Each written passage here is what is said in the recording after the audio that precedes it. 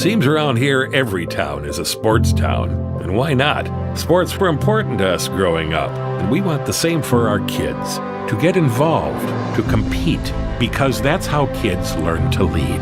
And why Farmers Union Insurance supports these programs. They know sports aren't just about building skill and strength, but about building character. Farmers Union Insurance. They don't just protect our community, they invest in it. Growing up in rural South Dakota, I understand the importance of electric cooperatives because they give us the power to live and work in any area we choose. They also gave me an amazing opportunity to experience the youth tour in Washington, D.C. I'm currently a student at SDSU, but one of my favorite things in life is coming home to be with my friends and family, especially my little brother Lane. West Central Electric is an important part of my life and our community.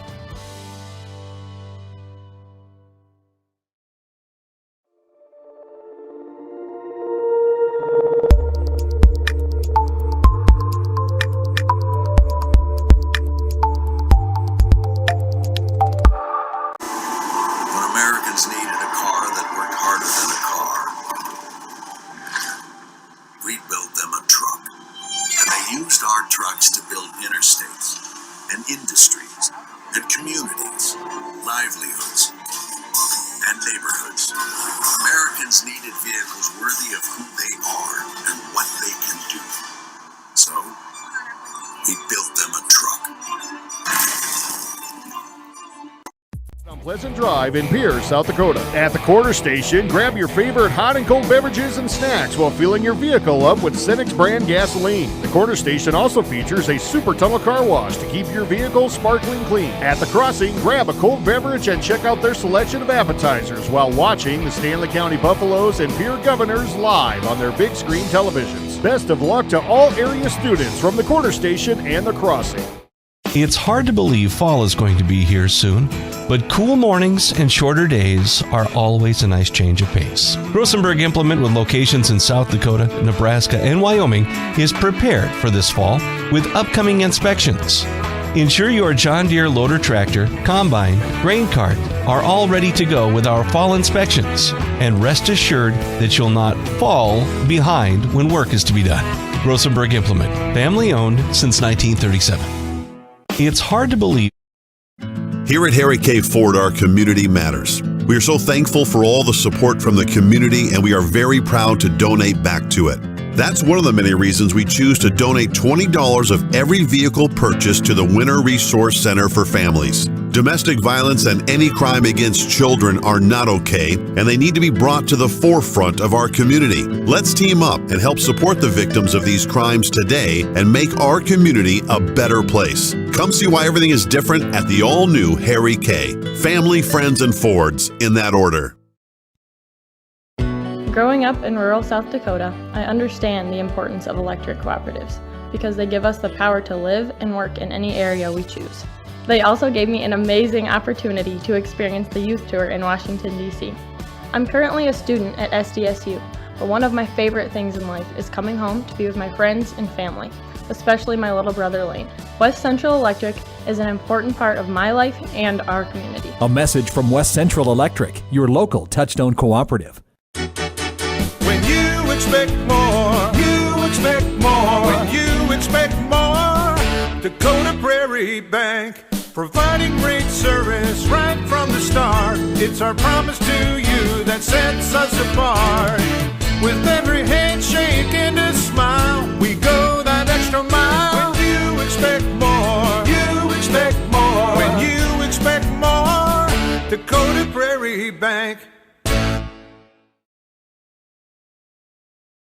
Harry K. Ford of Winter has the best inventory and prices around. No matter the brand, we have it, or we will get it for you, and we will always sell below MSRP. Just ask around. We make car buying fun and easy. Those other guys don't do that. Family, friends, and Fords, in that order. Life's an adventure filled with excitement, challenges, and achievement. Farmers Union Insurance can provide you the safety net to keep you moving toward your goals and enjoying life's rewards. With multiple locations across the state, Farmers Union Insurance agents provide quick quotes and professional services you deserve. Since 1948, Farmers Union Insurance has focused on insuring the people of South Dakota. From the most remote quarter section to the busiest intersection, Farmers Union Insurance, insuring a brighter tomorrow. The Corner Station Convenience Store and the Crossing Pub are both conveniently located on Pleasant Drive in Pierce, South Dakota. At the Corner Station, grab your favorite hot and cold beverages and snacks while filling your vehicle up with Cenex brand gasoline. The Corner Station also features a super tunnel car wash to keep your vehicle sparkling clean. At the Crossing, grab a cold beverage and check out their selection of appetizers while watching the Stanley County Buffaloes and Pierre Governors live on their big screen televisions. Best of luck to all area students from the Corner Station and the Crossing. It's hard to believe fall is going to be here soon, but cool mornings and shorter days are always a nice change of pace. Rosenberg Implement, with locations in South Dakota, Nebraska, and Wyoming, is prepared for this fall with upcoming inspections. Ensure your John Deere loader tractor, combine, grain cart are all ready to go with our fall inspections, and rest assured that you'll not fall behind when work is to be done. Rosenberg Implement, family owned since 1937. It's hard to believe. Here at Harry K. Ford, our community matters. We are so thankful for all the support from the community, and we are very proud to donate back to it. That's one of the many reasons we choose to donate $20 of every vehicle purchased to the Winter Resource Center for Families. Domestic violence and any crime against children are not okay, and they need to be brought to the forefront of our community. Let's team up and help support the victims of these crimes today and make our community a better place. Come see why everything is different at the all-new Harry K. Family, friends, and Fords, in that order. Growing up in rural South Dakota, I understand the importance of electric cooperatives because they give us the power to live and work in any area we choose. They also gave me an amazing opportunity to experience the youth tour in Washington, D.C. I'm currently a student at SDSU, but one of my favorite things in life is coming home to be with my friends and family, especially my little brother Lane. West Central Electric is an important part of my life and our community. A message from West Central Electric, your local Touchstone cooperative. When you expect more, you expect more. When you expect more, Dakota Prairie Bank, providing great service right from the start. It's our promise to you that sets us apart. With every handshake and a smile, we go that extra mile. When you expect more, you expect more. When you expect more, Dakota Prairie Bank. Harry K. Ford of Winter has the best inventory and prices around. No matter the brand, we have it, or we will get it for you, and we will always sell below MSRP. Just ask around. We make car buying fun and easy. Those other guys don't do that. Family, friends, and Fords, in that order. Life's an adventure filled with excitement, challenges, and achievement. Farmers Union Insurance can provide you the safety net to keep you moving toward your goals and enjoying life's rewards. With multiple locations across the state, Farmers Union Insurance agents provide quick quotes and professional services you deserve. Since 1948, Farmers Union Insurance has focused on insuring the people of South Dakota. From the most remote quarter section to the busiest intersection, Farmers Union Insurance, insuring a brighter tomorrow. The Corner Station Convenience Store and the Crossing Pub are both conveniently located on Pleasant Drive in Pierce, South Dakota. At the Corner Station, grab your favorite hot and cold beverages and snacks while filling your vehicle up with Cenex brand gasoline. The Corner Station also features a super tunnel car wash to keep your vehicle sparkling clean. At the Crossing, grab a cold beverage and check out their selection of appetizers while watching the Stanley County Buffaloes and Pierre Governors live on their big screen televisions. Best of luck to all area students from the Corner Station and the Crossing. Sophie Milligan, daughter of Lorena Carver, and Madison Sabozic, daughter of Donnie and Nicole Edwards.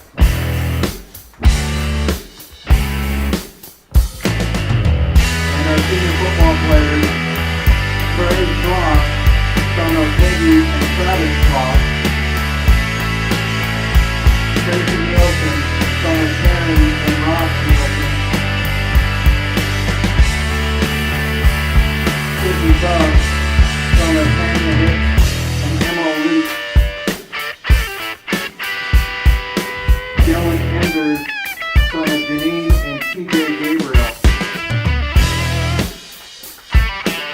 Douglas, son of Joni Douglas and Pete.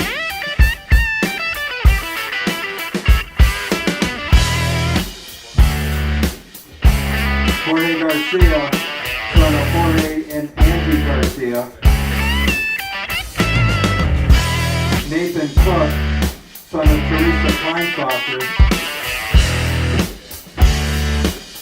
And Charles Goodberg, son of Donna and August Goodberg. Once again, on behalf of Stanley County Schools, we'd like to thank the parents and receivers for all of their time, donating not only football, but the academics as well.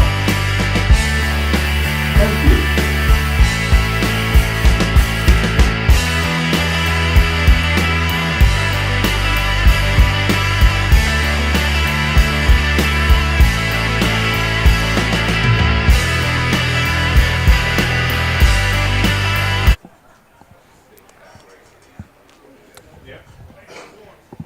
All right, ladies and gentlemen, and we're back here with coverage from GoBuffsLive.com, bringing you action tonight from the Stanley County Buffaloes taking on the Highmore-Harrold Rustlers from Old Williamson Field.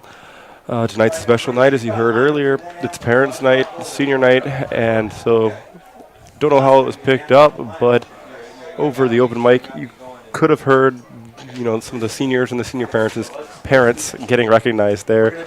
We're about to do the lineups as we speak and also bring out the color guard to do the national anthem.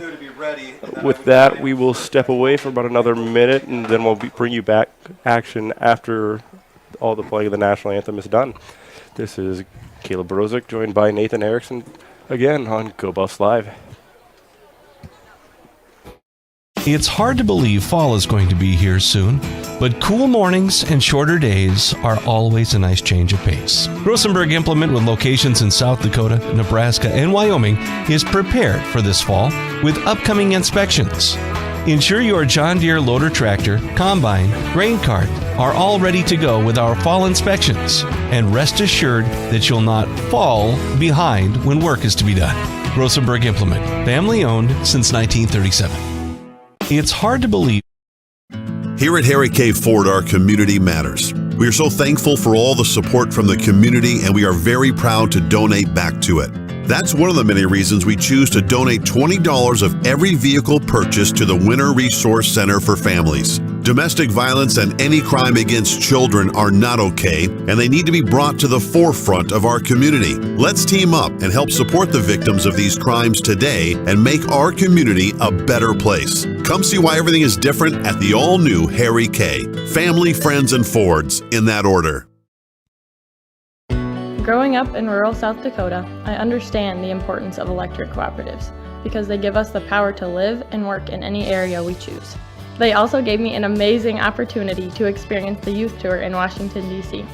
I'm currently a student at SDSU, but one of my favorite things in life is coming home to be with my friends and family, especially my little brother Lane. West Central Electric is an important part of my life and our community. A message from West Central Electric, your local Touchstone cooperative. When you expect more, you expect more. When you expect more, Dakota Prairie Bank, providing great service right from the start. It's our promise to you that sets us apart. With every handshake and a smile, we go that extra mile. When you expect more, you expect more. When you expect more, Dakota Prairie Bank. Harry K. Ford of Winter has the best inventory and prices around. No matter the brand, we have it, or we will get it for you, and we will always sell below MSRP. Just ask around. We make car buying fun and easy. Those other guys don't do that. Family, friends, and Fords, in that order. Life's an adventure filled with excitement, challenges, and achievement. Farmers Union Insurance can provide you the safety net to keep you moving toward your goals and enjoying life's rewards. With multiple locations across the state, Farmers Union Insurance agents provide quick quotes and professional services you deserve. Since 1948, Farmers Union Insurance has focused on ensuring the people. How uniform main salute the flag. please remain at attention as veterans of our armed services are honored while the flag is being retired from the field. I now direct your attention to the chair placed at the 50-yard line. A POW MIA chair is placed at all official meetings of the American Legion as a physical symbol of the thousands of American POW MIA still unaccounted for from all the wars and conflicts involving the United States of America. This is a reminder for all of us to spare no effort to secure the release of any American prisoners from captivity, the repatriation of the remains of those who died bravely in defense of liberty, and a full accounting of those missing. Let us rededicate ourselves to this vital endeavor.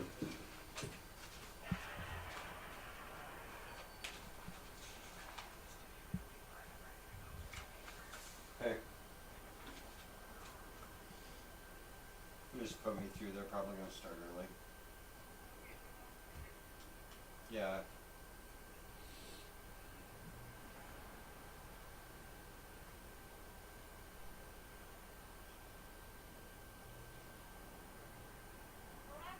Yeah.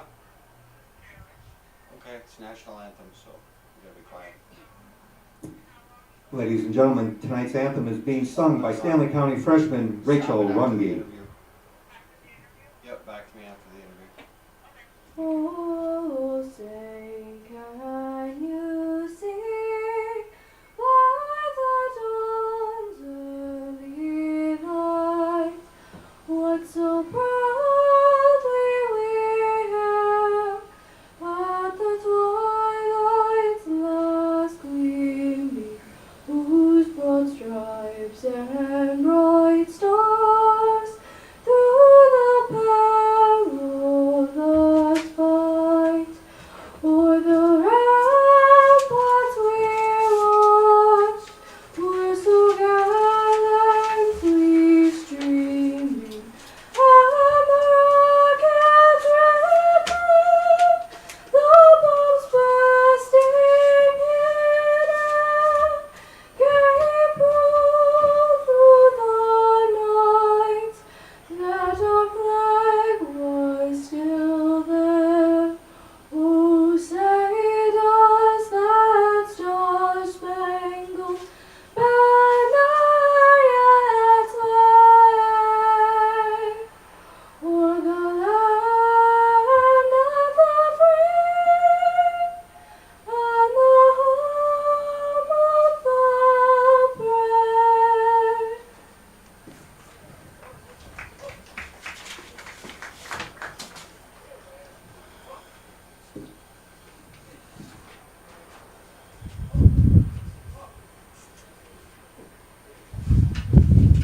Ladies and gentlemen, Stanley Post 20 would like to recognize Back the here following in active Fort Pierre, members as the who singing are of the veterans national of foreign anthem wars. has just been done. World And War the, II, Gerald presentation of our Silva, nation's colors by U.S. the Army. here, American Raymond Legion Rathburn, is commencing U.S. to be Army, set for Korea. here in just a moment. Webster Tuhawk Sr., U.S. Army, Korea.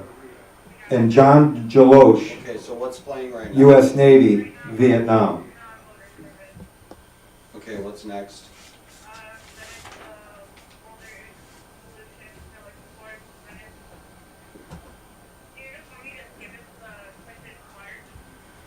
And with that, let's play football.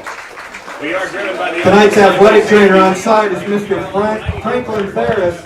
His services are provided. All right, and just like that, the color guard is off, and we are ready for football. We'll give you the starters, starting with your visiting team on the scoreboard. Your Miller Highmore-Harrold Rustlers. Number 3, Grady Aspie, wide receiver, D-back, 5'10", 130-pound junior. Number 8, Carson Palmer, wide receiver, linebacker, 5'9", 165-pound senior. Number 11, Tate Hoffman, running back, defensive back, 5'9", 170-pound sophomore. Number 20, Chase Cermak, wide receiver, D-back, 6'2", 170-pound senior. Number 40, Jaden Anderberg, running back, linebacker, 5'11", 185-pound junior. Trevor Wordle, wide receiver, defensive lineman, 6'2", 185-pound sophomore. Number 53, Colby Harrell, outside offensive lineman, linebacker, 5'10", 200-pound freshman. Number 55, Landon Sheed, offensive, defensive line, 6 foot, 225-pound senior. Number 58, Kobe Wardell, offensive line, linebacker, 5'7", 195-pound senior. Number 67, Bradley Hunter, offensive and defensive line, 5'10", 265-pound junior. And rounded out by number 88, Peyton McDonald, wide receiver, D-back, 5'9", 160-pound junior. Flipping over to the starters for your Stanley County Buffaloes, Lathan Prince will be your starting quarterback on the offense. Number 3, 6'1", 150 pounds. Number 9, Dason Titsey, fullback, 5'10", 170 pounds. Number 17, Gavin Irving, wide receiver, 5'9", 145-pound. Number 20, Trey Fost, wide receiver, 6'2", 150 pounds. Number 31, Evan Nordstrom, running back, 5'10", 155 pounds. Number 50, Caden Heason, offensive line, 6 foot, 220 pounds. Tracy Nielsen, number 58, offensive line, at 6 foot, 245. Sydney Tubbs, number 62, offensive line, 6 foot, 260. Number 66, Nathaniel Nelson, offensive line, 6'3", 230 pounds. Number 79, Jorge Garcia, offensive line, 6'2", 265. And rounding this one out, number 82, Nathan Cook, tight end, 6'3", 195 pounds. Looks like the coin flip is already done. Looks like Miller will receive the ball here to start this first half. And I haven't even got to bring him in yet, but joining me tonight will be Nathan Umberger, It's very...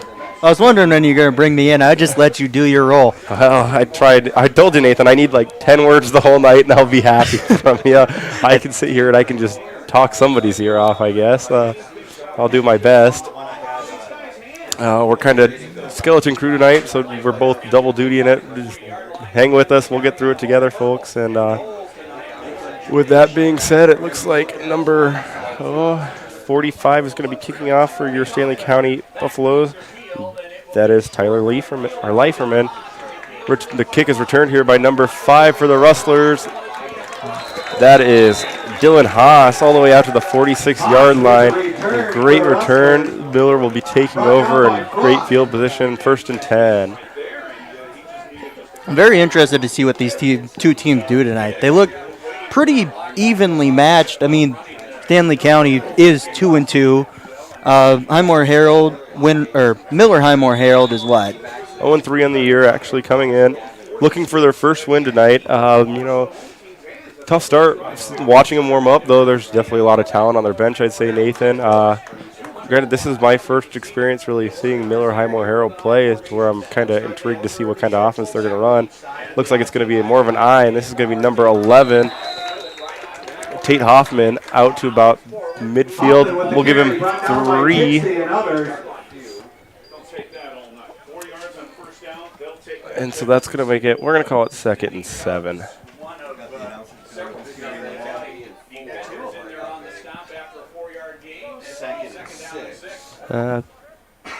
And just like that, I guess the I formation's gone. We're going to a shotgun with two backs to each side.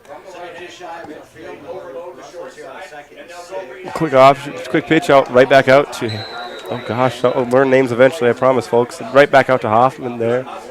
That one doesn't go for quite as much. That one we'll give him 2, maybe 3. Going to go 3rd and about 4. Not the worst position to be in. No, I mean, really, Nathan. Nice short field for 3rd down.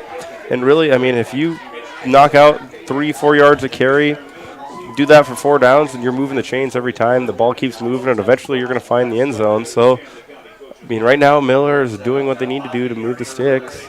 Granted, they haven't done it yet.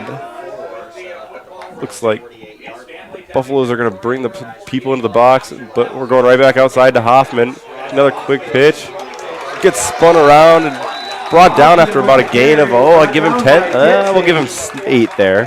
Hoffman, apparently the horse for these Miller Rustlers here. There was a little nice cut back to the inside there to get past that one guy on the edge. Yes, there was. Hoffman did a great job. Realized open field was there. Take advantage of it. Takes a quick stutter step to the outside and breaks it back in. Moves those chains.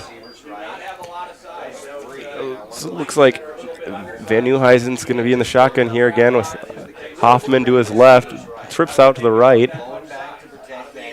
This time he's going to pass. Nope, but right back to Hoffman. You know, if it's not broke, don't fix it, Nathan. Hoffman goes for about another 5. Tackle made by Very good tackle there as well. Yeah, it was. Nice open field tackle. Not biting on Hoffman's little move.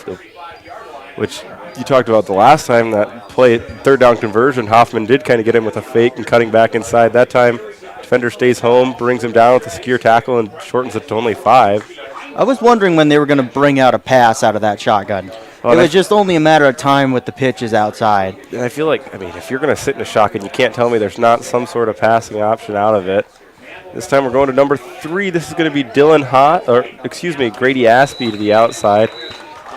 Not picking up the most, looking like about another 3-yard gain. But, you know, Miller's offense still hasn't gone negative, still hasn't been halted. Going to bring up about 3rd and 2.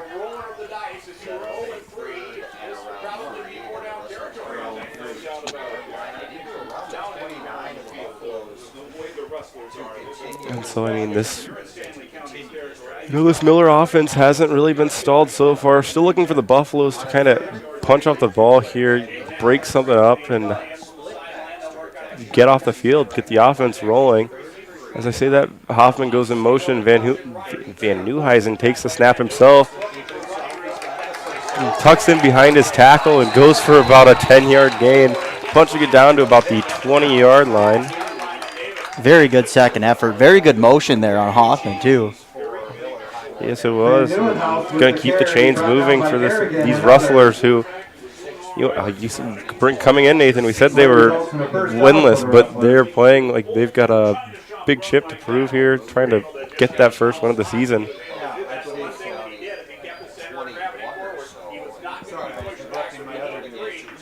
So Van Nieuwhuizen still in the center in that shotgun snap. This one's going back to Hoffman off the right end. Makes one man miss, but after that, not a lot going. Looks for a gain of 2. I'm going to call it 2nd and 8. Hoffman with the carry brought down by Stover.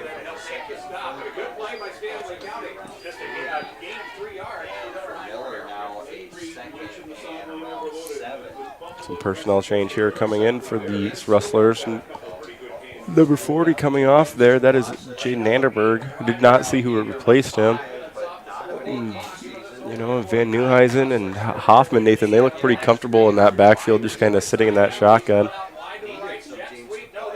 This one's going back to Hoffman. Makes a man miss on the outside, catches the corner, but will be drugged down at about the 7-yard line, we'll say. Going to move the chains for another first down, and this one's going to be 1st and goal for these Rustlers. Results in a first down for the Rustlers. I like the misdirection. Yeah, I mean, very good time to call that. You've showed it before. You've given that jet sweep look. This time, you tell Van Nieuwhuizen tuck it, hand it off to Hoffman, going the other way, and you could see. I believe it was number 32 on the outside there that kind of ended up biting on that. As I say this, Van Nieuwhuizen drops back to pass, hitting Hoffman again. Going to be tackled near the goal line, and he's in. That's a touchdown, Rustlers. So just like that, I don't even know how many plays, Nathan, but just a really methodical drive taken there from the Rustlers with about 6:58 left in the first quarter here.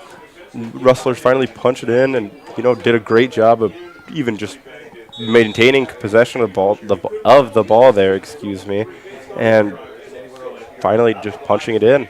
Solid way to start the drive. Yeah, I mean, you can't... Or the game, I should say. I knew what you meant, Nathan. Yeah. Not much, you can really else ask for. Hoffman going to get the carry again here. And he's in for 2. If it isn't broke, don't fix it. Yeah, I feel like we're going to see that a lot tonight. Mr. Hoffman is going to be getting a vast majority of carries. And, with that, we're going to step away for about 30 seconds. We're going to give you a couple words from our sponsors, and we'll be back from Old Williamson Field after this.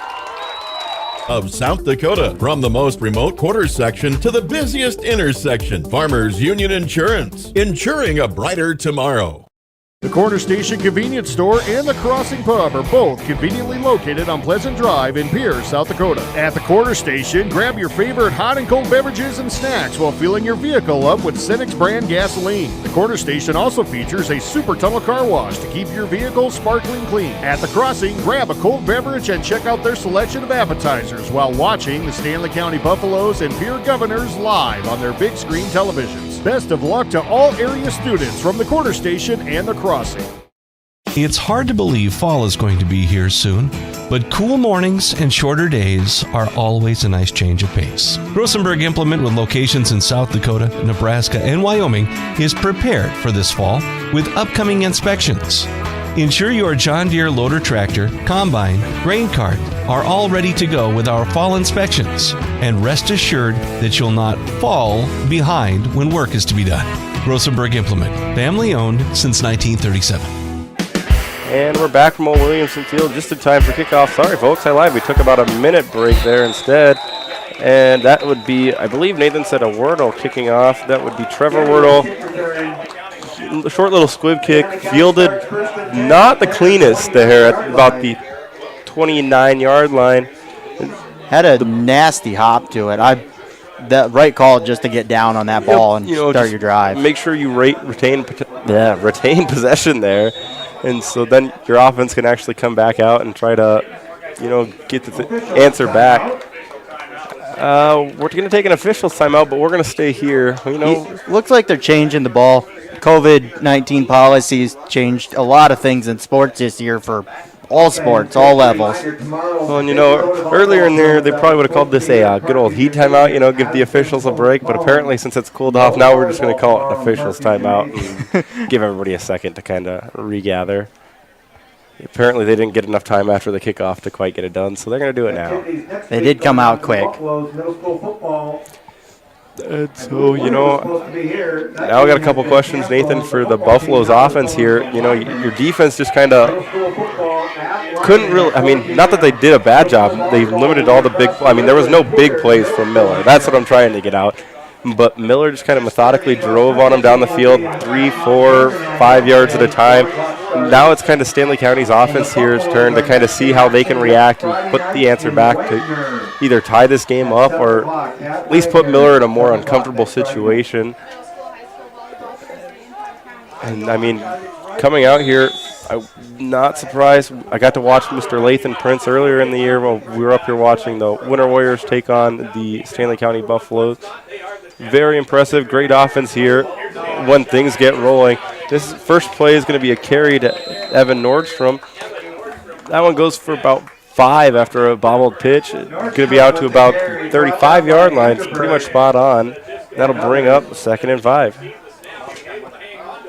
Gain of 6 on the play brings up 2nd and 4. We'll see if I can't.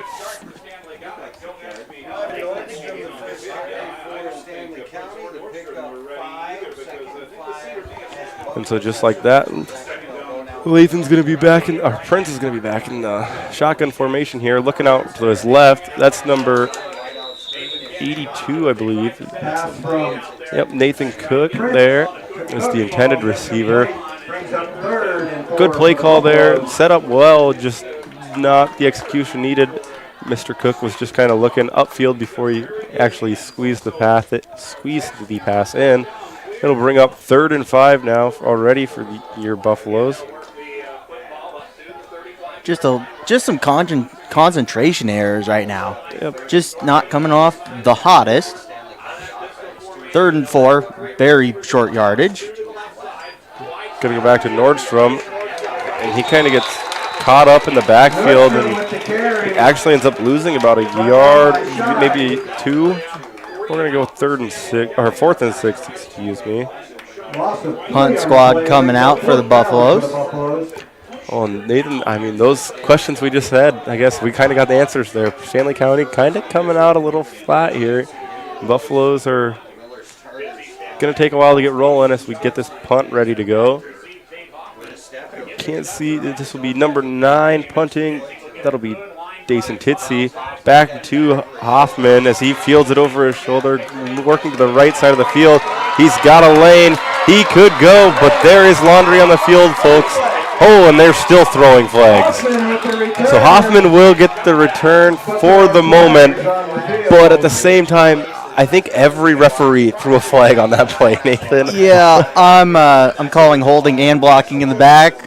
I will bet there's both of them on the field. Yeah, I would think, our Buffaloes here are going to have a couple choices here where they're going to want the drive to start, and I think they're probably going to take the one furthest back. We will wait to see the actual call, but I mean, at the same time, during the break, you kind of talked about it. This Hoffman kid, he seems like he's a lot of this Miller Highmore-Harrold offense to where he's shifty. Yeah, I mean, if you're Stanley County, do you really even kick it to him at this point? I mean, he's kind of done it all for him. I think I'd take a short punt, shake it out of bounds over kicking it to this man, especially if you're giving him that much open space on a punt return. Now that punt was, that was fairly away from him. He just picked that up and decided, I'm going. Yeah, like I said, I think you just kind of got to kick it all the way out of the bounds.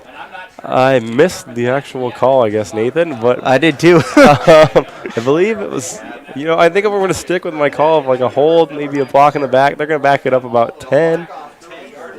And so it looks like, as I say that, the Miller Highmore-Harrold Rustlers drive will end up starting at about the 30-yard line, spot on. We're going to call it the 30. And it'll be 1st and 10 for them from there for their second drive of this game already. Let's see if they can do it again. Yeah, I mean, last time it was 4 or 5 yards a carry. I wouldn't be surprised if they're going to try to do it again. They're going to challenge this Buffalo's defense to try to actually stop them. Van Nieuwhuizen in the shotgun. This one goes to number 40, I believe. That's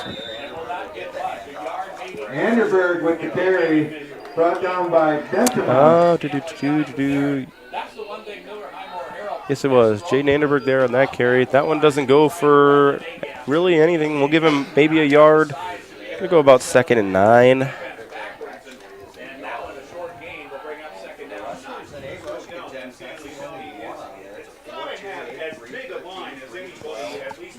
So, I mean, after that, very short yard gain on first down puts the Miller Rustlers in kind of a tougher situation, longer down and distance than they're used to.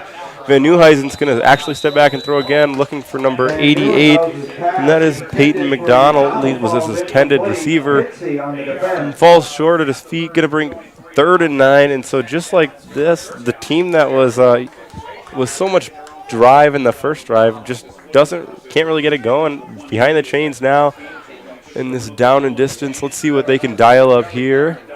I assume it's going to be Van Nieuwhuizen in the shotgun again. It is. I can't see who's lined up next to him, but we've got trips out left, one at the top of your screen. Oh, it is Hoffman. We're going to go with a screen. Right through his hands. Yeah, kind of the same thing we saw at the Stanley County side of the ball. That was number 20 is intended receiver Chase Cermak. Van Nieuwhuizen's pass incomplete. So, after a quick 3 and out there for your Stanley County Buffaloes, Miller cannot get that same offensive power rolling again. We're going to end up punting it right back here to the Buffs. Deep to return, it's going to be number 20, I believe. We're going to go Trey Foss. Yeah, it does look like number 20, Trey Foss, deep to return. In front of him is going to be Evan Nordstrom. Punting for Miller Highmore-Harrold is going to be Trevor Wardell. They're also their kicker. That one goes a little high and it's over his head. Still struggling with it. Oh, and he gets blown up. Number 82 picks it up. That's going to be a touchdown for Nathan Cook. I missed the number of the man who blew up Wardell as he was trying to pick that one up. And so, just like that, your Buffaloes say, we don't really need the offense. We're going to take your break, and we're going to capitalize on it. 8-6 currently with pending this PAT attempt here from the Buffs. As a punter, that's your worst nightmare. Oh, yeah. Just a tad high. Wasn't over his head to the point he, couldn't attempt to go at it. Just bounced around, and then he got bounced around. Well, yeah, and I'd missed the number of who caught him, but what a hit as he was trying to pick it up. I've never actually been in that experience in a football game, Nathan, but I was a punter in high school, and I can tell you that's one of those moments it really pays off to just focus and pick up the ball. So this is going to be Prince in the shotgun here. Going to be drugged down by number. Right, Wardell gets his revenge. Going to make a play and stop that 2-point. So 8-6 is your score with 4:30 remaining in this first quarter. Miller Highmore-Harrold still leads. We're going to step away for a minute. We'll be back after some words from our sponsor. It's hard to believe. Here at Harry K. Ford, our community matters. We are so thankful for all the support from the community, and we are very proud to donate back to it. That's one of the many reasons we choose to donate $20 of every vehicle purchased to the Winter Resource Center for Families. Domestic violence and any crime against children are not okay, and they need to be brought to the forefront of our community. Let's team up and help support the victims of these crimes today and make our community a better place. Come see why everything is different at the all-new Harry K. Family, friends, and Fords, in that order. Growing up in rural South Dakota, I understand the importance of electric cooperatives because they give us the power to live and work in any area we choose. They also gave me an amazing opportunity to experience the youth tour in Washington, D.C. I'm currently a student at SDSU, but one of my favorite things in life is coming home to be with my friends and family, especially my little brother Lane. West Central Electric is an important part of my life and our community. A message from West Central Electric, your local Touchstone Co. And we are back from Old Williamson Field. Just in time for the kickoff there. That one missed the returner. Going to be brought out to about the 42-yard line, we'll call it, where Miller will start this next drive. This is Caleb Brosick, joined by Nathan Umberger again. Currently with 4:25, we've seen both teams punch their way into the end zone. It's done it a little different ways, just to kind of catch you up real quick. Miller punched it in with about 7:50 remaining on the clock offensively, and now just as we get back from break, your Stanley County Buffaloes ended up in the end zone off a punt, block, muff, whatever you want to call it. As I say that, Van Nieuwenhuis is taken down after about a loss, of about, we're going to call it 3. Going to bring up, let's see, we're going to call it 2nd and 13. Even with the Rustlers' special teams error on that punt, they're still up in this game because of that 2-point conversion failure by Stanley County. Yeah, even they still have the lead in this. They're still in control. After, like you said, little mental lapse, they regrouped real quick on defensive side of the ball and shut out that Stanley County offense. Van Nieuwenhuis takes the snap, hits Hoffman in the flats. He makes one man miss, breaks another 2 tackles, I should say, and finally is drugged down by defenders from behind, just short of midfield at about the 48-yard line, we shall call it. 49-yard line. We're going to call it 3rd and about 4. Hoffman just loves that open space. Yeah, I mean, really, I don't blame him. If you move like that, he's got a nice couple quick cuts. He's really made defenders have some issues in that open space. And as I say this, we're going to bring up this 3rd and 4. Van Nieuwenhuis under center, going to Hoffman again, and that time he put it on the dirt. We got a small little pile, if you can see in the middle of your video screen, waiting to see who comes up with it. They say Miller retains possession. So it's going to be about a loss of 2-3 yards. 4th and about 6, we're going to call it. Sending the punt team out. Yeah, so Nathan, after even that first offensive drive from Miller, we saw really came out and did a great job. Haven't had that same luck in these past couple drives. I'm sure at this point Wardell is thinking, hey, give me a nice snap here. We don't want to repeat what just happened. And let's at least play some defense. So Wardell will get this one. Goes straight up. And then it takes a bad wow. Not very often do you see this, but Wardell's punt is down after a net gain of about 2 yards. Granted, he did have about a 15-20 yard punt, and it just kind of took a weird hop and kind of just came right back to the line of scrimmage. just a note, he's kicking into a fairly strong wind. Oh, that is true, Nathan. I didn't. That looked like it went up there, swirled, and just all that energy on that ball just dropped it. So just like that, it's 1st and 10 for your Buffaloes. This one's going to go. Well, it's an attempt for Mr. Nordstrom there. Doesn't really go anywhere. Actually going to be a loss of, they're going to call it 2. We're going to call it 2nd and 12. That Miller defensive front is wrecking house. Yeah, you know, for a team looking on paper 0-3, not showing the best on paper for the season. And I do keep mentioning it because watching him play right now, Miller's kind of lining up and just playing, and it's working for him like they should. This one's going to be a pitch out to Nordstrom. Makes one man miss, hits a hole. And so Nordstrom's carry after his loss of 2 on 1st down. That one's going for about 5. And we're going to call it 3rd and 7. 3rd medium. Yeah. That's fair.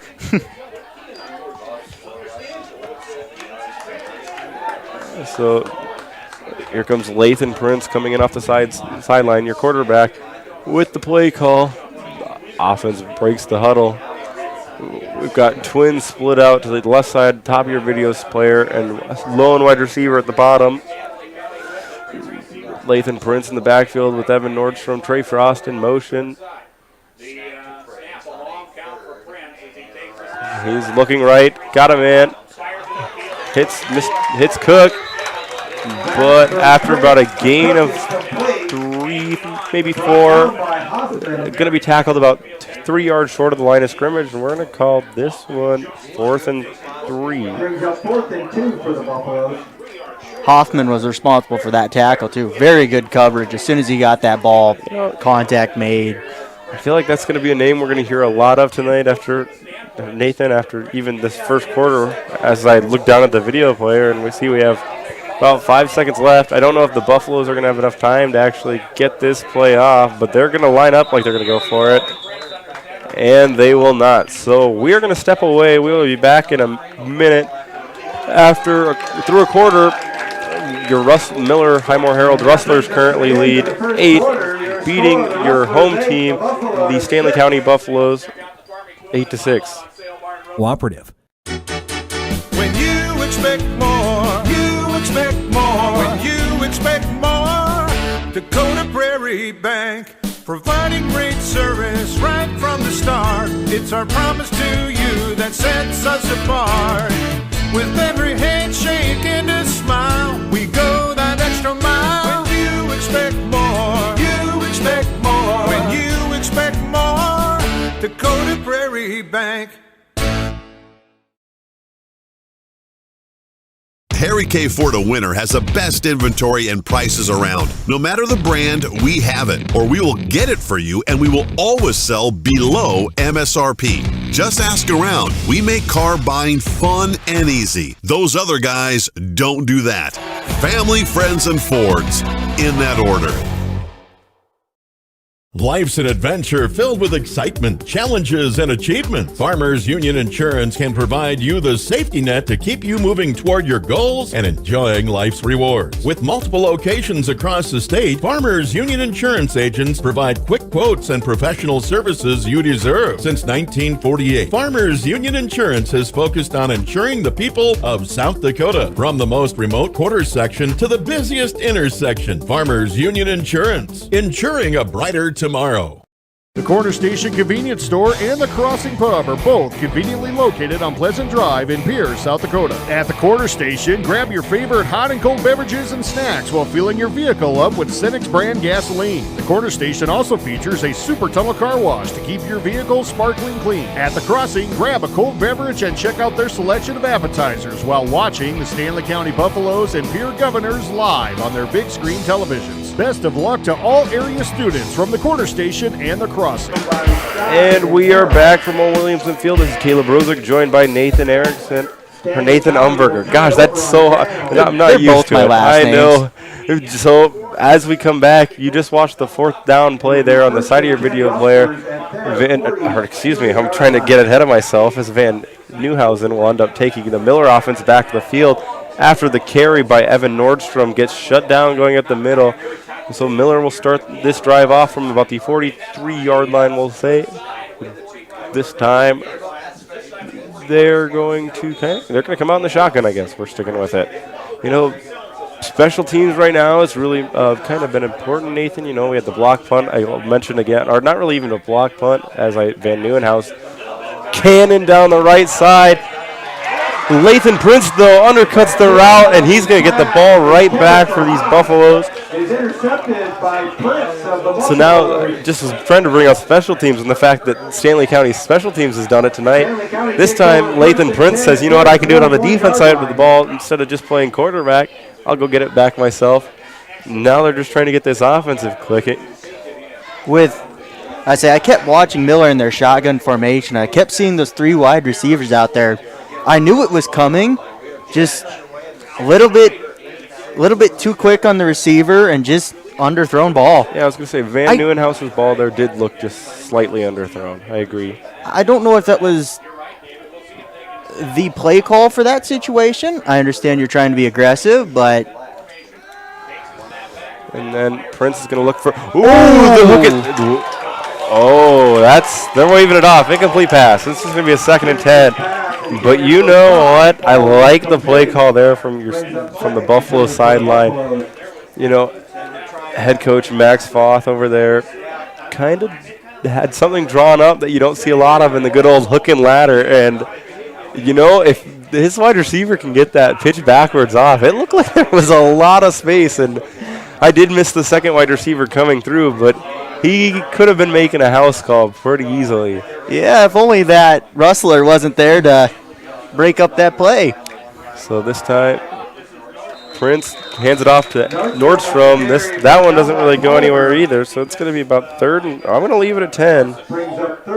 I'm most impressed with both of these teams' defensive fronts. Nothing is going up through the middle. No, every yard of pretty much tonight's game we've seen been bounced off tackle, off tight ends, and going out wide, out to the numbers.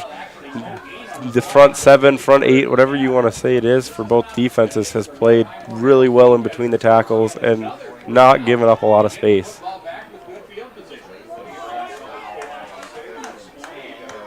And so for 3rd and 10, Lathan Prince in the shotgun, Nordstrom to his left. And we're going to have some flags. False start? I would think it's got to be. Yep. False start against the Buffaloes. We're going to back it up. We're going to call it 3rd and 15 now.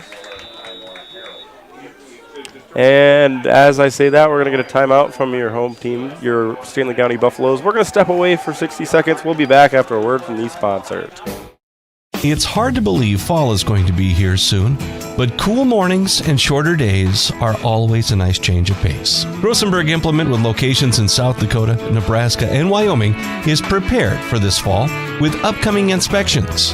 Ensure your John Deere loader tractor, combine, grain cart are all ready to go with our fall inspections, and rest assured that you'll not fall behind when work is to be done. Rosenberg Implement, family owned since 1937. It's hard to believe. Here at Harry K. Ford, our community matters. We are so thankful for all the support from the community, and we are very proud to donate back to it. That's one of the many reasons we choose to donate $20 of every vehicle purchased to the Winter Resource Center for Families. Domestic violence and any crime against children are not okay, and they need to be brought to the forefront of our community. Let's team up and help support the victims of these crimes today and make our community a better place. Come see why everything is different at the all-new Harry K. Family, friends, and Fords, in that order. And this is Caleb Rosick, joined here by Nathan Umberger Erickson. We'll throw both in. You'll get it right eventually. I mean, if I throw them both in, can I really be wrong? No. Joining you, or bringing you coverage here from Go Buffs Live from Old Williamson Field here. Your Buffaloes are currently trailing, but have the ball 8-6 to the Miller Rustlers. Lathan Prince steps back. Now he's tucking it away, looking for a man. Got him deep downfield, but Hoffman there on the coverage for the Rustlers, a name we've heard plenty of. So that'll be 4th and 15, just like that. And it seems like the Buffaloes are going to have to punt this ball. I'd assume. I mean, we did just see a hook and ladder. Maybe we see something else come out of the playbook here. This field position. Hey, you never. Yeah, I mean, you never know what's coming up. That's exactly. I mean, right now with this field position, I don't think your Rustlers would really be thinking fake either, to where it might have just worked. But they will punt. That wind gets into it. Hoffman puts it on the dirt. We got another pile to try to figure out who's got it. Stanley County. I'm still waiting for the official to say. Football is recovered. And the officials still haven't given us word yet of who ball this is. Oh, I believe they're saying maybe fair catch? I don't. You never caught it, though. You got to catch the ball even on a fair catch. Well, unless they're saying you didn't have a fair right to catch it, but then normally you get a flag that comes with that. Yeah, there was nothing obstructing him trying to make that catch. That punt just dropped through his arms. You know what? If you're watching at home and you saw that one and you know what the heck they just called, go ahead and, find a way to get a hold of us here in Old Williamson Field and tell us exactly why that one worked out the way it did, because I still don't know. Miller's offense is ready to go. They're over the ball saying, hey, let's get this show on the road. But, I can definitely see why we've got Stanley County's head coach out here, Mr. Max Foth, still kind of trying to figure out what the heck is going on. Both coaches are wondering what's going on, as are we. It's just... Well, now how many guys do we have on the field? I mean, I don't know what's going on. I think we just need to take a timeout. Like, everybody take a break. Go home, call it a night. I don't know. Oh, nope, there's the first call. Stanley County ball. Okay. I seen a Buffalo get on that ball after... Well, I did too. I watched him come up with it. Okay. I just don't know why it took us so long to get the response we quite got. So, Lathan Prince and the Stanley County Buffalo offense is going to come back onto the field here for you. Nice positive play. Yeah, I mean, went from 4th and 15 to now you're 1st and 10 again. That's a big perk.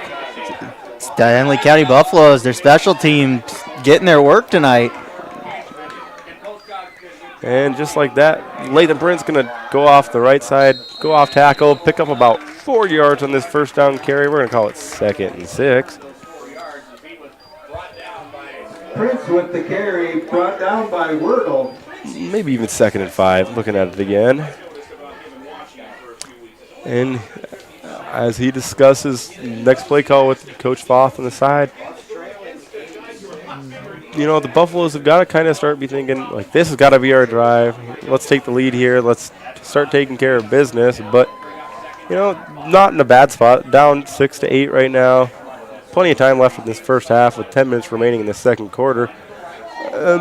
We'll just bring you up to the second. And as I say that one just kind of gets away from Lathan Prince. Falls right back on it, and that gain of 4 to 5 yards disappeared just like that. Bad snap. Yeah, a little low. Lathan Prince does the right job, just, gets down on it and eats the loss. And actually, we're going to call it 3rd and about 12, I think is the best call. It's 3rd and 11, 3rd and 12, somewhere around there. So now, just like that, you go from, that 2nd and medium, 2nd and short to 3rd and long. I think you got to be looking pass, screen, something kind of catch this Highmore-Harrold defense off guard. And oh my, Lathan Prince gets taken down in the backfield again. And, watching the Rustler defensive linemen get off the ball there and how cleanly they got through, I thought maybe a screen call, but they just kept coming and there was really nothing I saw downfield there. So it's going to bring up 4th, and we're going to call this one 16, maybe even 17. But, the last time we were in this situation, Nathan, ended up with a pretty net gain for the Buffaloes. Is this one? Stanley County is actually going to down it at their own 40-yard line, and that's where the Miller offense will take over with the Van Nieuwenhuis offense stepping back on the field. With just about 9 minutes left in this first half. Oh, man, Nathan. Sitting down, I'm getting a little tired, I tell you. Actually, then I get sidetracked. You know, I told Troy, granted, I guess a lot of the viewers at home don't know Troy, but you do, Nathan. And last time I got to call a game with him, I was telling him I kind of just word vomit as I commentate, and I just kind of go. I feel like I've done a better job of that tonight here for you folks, but I was trying to think about that wind. You know, you talked about earlier coming up. It's blowing from left to right across your video screen. It's catching these balls up in the air a lot as Van Nieuwenhuis tries taking the carry here. This one goes backwards. It's going to be about 2nd and 13. I'll finish this thought now, but yeah, I mean, maybe that's part of the reason why you mentioned earlier why Miller was taking that shot on that first down. Maybe they were hoping they could catch that breeze that kind of caught that ball up in the air and just were thinking, let's take a shot. And you know, funny thing you say that. The flagpole is completely dead now. Oh, well, I guess I eat my tongue, I guess. That might make it even worse, because if it just starts up again and goes, doesn't matter really what you do. No, it does not. So Van Nieuwenhuis out of the shotgun, hits Hoffman in the flats again, and this time he's going to pick up, we're going to call it 8 yards, 9 yards there. We're going to go 3rd and 4, excuse me, folks. Very good poise from Van Nieuwenhuis. That was thrown at the last second with guys in his face. I mean, great poise. Like, that is something you don't see even a lot of quarterbacks at any of the other levels even try to sit there and wait that long to make a throw. They get it out of their hands. They don't like taking those shots. Van Nieuwenhuis apparently not too bothered by it. With the Stanley County front coming at you, very, very good poise. So Van Nieuwenhuis looks out to the left, and that one he just put a little in front of his receiver there. That one's intended for Grady Aspie. You know, play call was there, but with Van Nieuwenhuis's pass, I believe Trey Frost in coverage. Don't quote me on it. But with where it was and the break that he had on it, if he gets a half a step earlier, that one could be a house call going the other way too. And it's still early, and you're down 2. But if you're these Buffaloes, how long until you look at some of these plays that you almost have, and you're thinking, this would be nice. So on 4th and about 4, the Highmore-Harrold's going to go for it. They're going to pick it up, but a flag comes in from the back judge here. Holding. Holding. Maybe like an illegal block in the back kind of thing going on. But, we're going to get a holding. Coming back. So instead of 4th and 4, we're going to call it about 4th and about probably 10, I'd assume, because if it's a spot foul. Such a drive killer. So, you go from 4th and 4 to 4th and 10, and I don't think this is one you end up going for. Actually, looking down to the sideline, there's no way this is one you go for. You just took your quarterback off the field. As Van Nieuwenhuis is on the sideline right here, underneath of me. Wardell is going to be on to punt as Trey Frost drops back to receive this one with Evan Nordstrom in front of him. This one he gets a great piece of as it bounces down, and this one's going to be a touchback. It's going to bring it out to the 25-yard line. I was watching Wardle in practice, warm-ups to this game. That was every kick, or every punt he had, just 30, 40 yards. Well, see, it makes a difference when you don't have that nice breeze we were talking about earlier. Like you said, it has died down. Or so I've been told. I don't really feel much of it here, folks. But my great color commentary here, Mr. Nathan Umberger Erickson, whatever you want to say. He says they all work. I guess I'll pick one eventually. I promise, Nathan. But well, it looks like we probably should step away for about 30 seconds. Yeah, we will. So let me collect my thoughts. We'll be back in 30 seconds. Growing up in rural South Dakota, I understand the importance of electric cooperatives because they give us the power to live and work in any area we choose. They also gave me an amazing opportunity to experience the youth tour in Washington, D.C.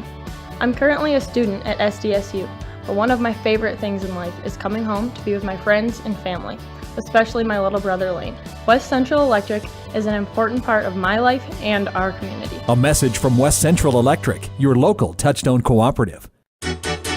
When you expect more, you expect more. When you expect more, Dakota Prairie Bank, providing great service right from the start. It's our promise to you that sets us apart.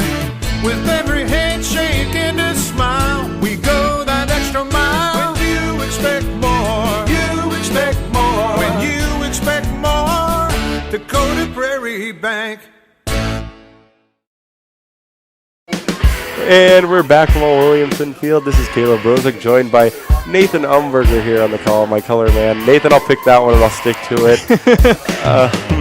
So, as we come back here, it's going to be Stanley County taking over on the offensive side of the ball after Wardell's punt sails through the end zone for a touchback.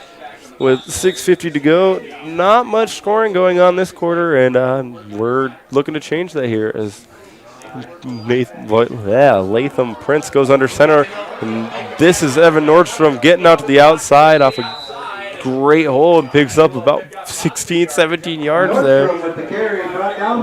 So, just like that, it's going to be another 1st and 10 for this Stanley County offense, and this time they're not taking it slow. Oh, as I say that, I guess I missed that there's some laundry in the backfield, and don't get too ahead of yourself. I wonder what this is. Oh, it's in the vicinity of holding. That's what I'm trying to say. Oh, chop block. Chop block against the Rustlers. Now, I guess, wouldn't it be more of a clipping? Yeah, it would be. I say if it's against the Rustlers, clipping is the word there. I mean, I don't Same know. thing, I could more be, or less. Yeah. I don't think the Rustlers are trying to block anybody that play. That's kind of my thought. I feel like clipping's the better wording. I could be wrong. I didn't really end. It's not a call I've heard a lot of, but the yardage will stay for Mr. Nordstrom. That's what's important to Stanley County. Yeah, and so I mean, it's gonna go 1st and 10 again, and I guess we got another timeout. We're gonna step away with them, and we'll be back in 60 seconds. Harry K. Ford a Winner has the best inventory and prices around. No matter the brand, we have it, or we will get it for you, and we will always sell below MSRP. Just ask around. We make car buying fun and easy. Those other guys don't do that. Family, friends, and Fords, in that order. Life's an adventure filled with excitement, challenges, and achievement. Farmers Union Insurance can provide you the safety net to keep you moving toward your goals and enjoying life's rewards. With multiple locations across the state, Farmers Union Insurance agents provide quick quotes and professional services you deserve. Since 1948, Farmers Union Insurance has focused on insuring the people of South Dakota. From the most remote quarter section to the busiest intersection, Farmers Union Insurance, insuring a brighter tomorrow. The Corner Station Convenience Store and the Crossing Pub are both conveniently located on Pleasant Drive in Pierce, South Dakota. At the Corner Station, grab your favorite hot and cold beverages and snacks while filling your vehicle up with Cenex brand gasoline. The Corner Station also features a super tunnel car wash to keep your vehicle sparkling clean. At the Crossing, grab a cold beverage and check out their selection of appetizers while watching the Stanley County Buffaloes and Pierre Governors live on their big screen televisions. Best of luck to all area students from the Corner Station and the Crossing. And we are back from Old Williamson Field. This is Caleb Rosick, joined by Nathan Umberger, bringing you action here on Go Buffs Live. As your Stanley County Buffaloes continue to take on your Miller Highmore-Harrold Rustlers, currently trailing 8-6 to the Rustlers. As I say this, we come back from a break, and Buffaloes just had it 1st and 10, and with some laundry on the field. I missed the call, Nathan, but we're going to back it up. I'd assume area probably holding. Latham Prince had a very good lane to the outside there, and I was kind of wondering, looked a little bit too good. A little bit too good. Yard penalty brings up 1st and 20 for the Buffaloes. So just like that, we'll back it up, and the gain from Nordstrom on that first carry of this drive kind of gets erased, and we're going to call it 1st and 20. Lathan Prince in the backfield with Nordstrom again. Makes one man miss by jumping into his tackle's arms, but still brought down after about no gain there. Going to call it 2nd and 20. Nice jump cut. I'll give credit where credit's due. I mean, a jump cut right into your tackle's arm, I think it's pretty effective. When he can just kind of carry you for an extra couple steps so nobody takes you down. I'm expecting a nice shot down the field here. 2nd 20, the ground game's been working to the outside, but no easy yards inside. No. I mean, really, actually, since we talked during the break, in this second quarter, Nathan, it's really slowed down. And as I say this, Nordstrom takes another carry inside the tackles for about a yard, maybe 2. We'll call it 3rd and 18. But, that's where my train of thought was growing. I think part of the reason this game has really slowed down is we haven't really seen those easy yards to our team. Like, both teams have kind of been forced to air it out more than they've kind of felt comfortable with. And, it's obviously incomplete passes make the clock stop and really slow down a ball game. But as I say that, it's ticking down to about 5 minutes left in this first half. So, I mean, we're getting there. We're chugging along still. Your Buffaloes are going to come up, lining up about 3rd and 18 here. Lathan Prince in the shotgun with backs to both sides. Looking to his right. Kind of pumps. Oh, and wow. Talk about impressive. That was, I know it's Wardell. Trevor Wardell there on that sack. Impressive to catch Prince's arm there and spin him around and drag him down with just that. Not easy to do. Some very good grip strength. Yeah. Prince, from what I've seen of him this game, he's pretty slippery. Yeah, he is. And, I don't know what to call this one, Nathan, so I'm just going to go with a quick 4th and 30. Doesn't matter too much. No. Punted out of bounds about the 49. And that's one thing I guess I haven't really brought up, and I didn't really notice, Nathan, until now, but for Stanley County to keep Miller's offense in check, they've done it really well with not the best field position. They've kind of been playing this whole first half right on their own side of the field, just trying to, mitigate little chunks here and there. These Rustlers, they found the end zone early, but lately not so much. But they do just enough to kind of slowly chunk their way into Buffs territory. You can tell both of these teams are going a little deeper their playbook than they're used to. Agreed, and this one's going to be a pitch out to Hoffman, and this met right about. Hoffman with the carry, brought down by Nielsen. He's met it right about midfield. He's going to give him a loss of 1, and we're going to call it 2nd and 11.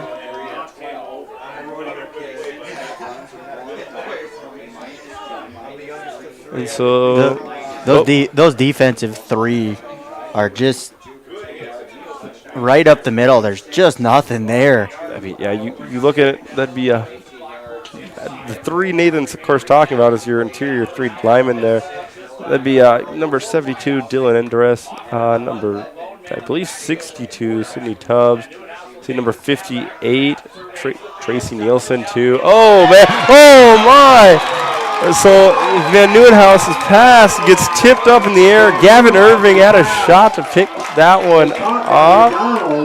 And then after it's tipped off of his hands, it falls right into Peyton McDonald's hand. And that's probably, one of the – Nathan, I don't know if you got it, but that's what I could see on, not top 10 play. I hate to say it because, of course, these are high school kids, but – that's just kind of, unfortunate bad luck there for the Buffaloes. And if you're Miller Highmore-Harrold, you take it and run. Yeah, I would think so. That's the biggest play we've seen. Ooh, that nice tackle there, too. That's Grady Aspie on the carry, jet sweep, but goes nowhere. Yeah, this whole quarter, Nathan, that's got to be the biggest chunk play we've seen. I mean, besides, I guess the punting error we had at the beginning of this quarter, it's kind of doing whatever, and then the muffed punt. That's really the only big offensive play we've seen.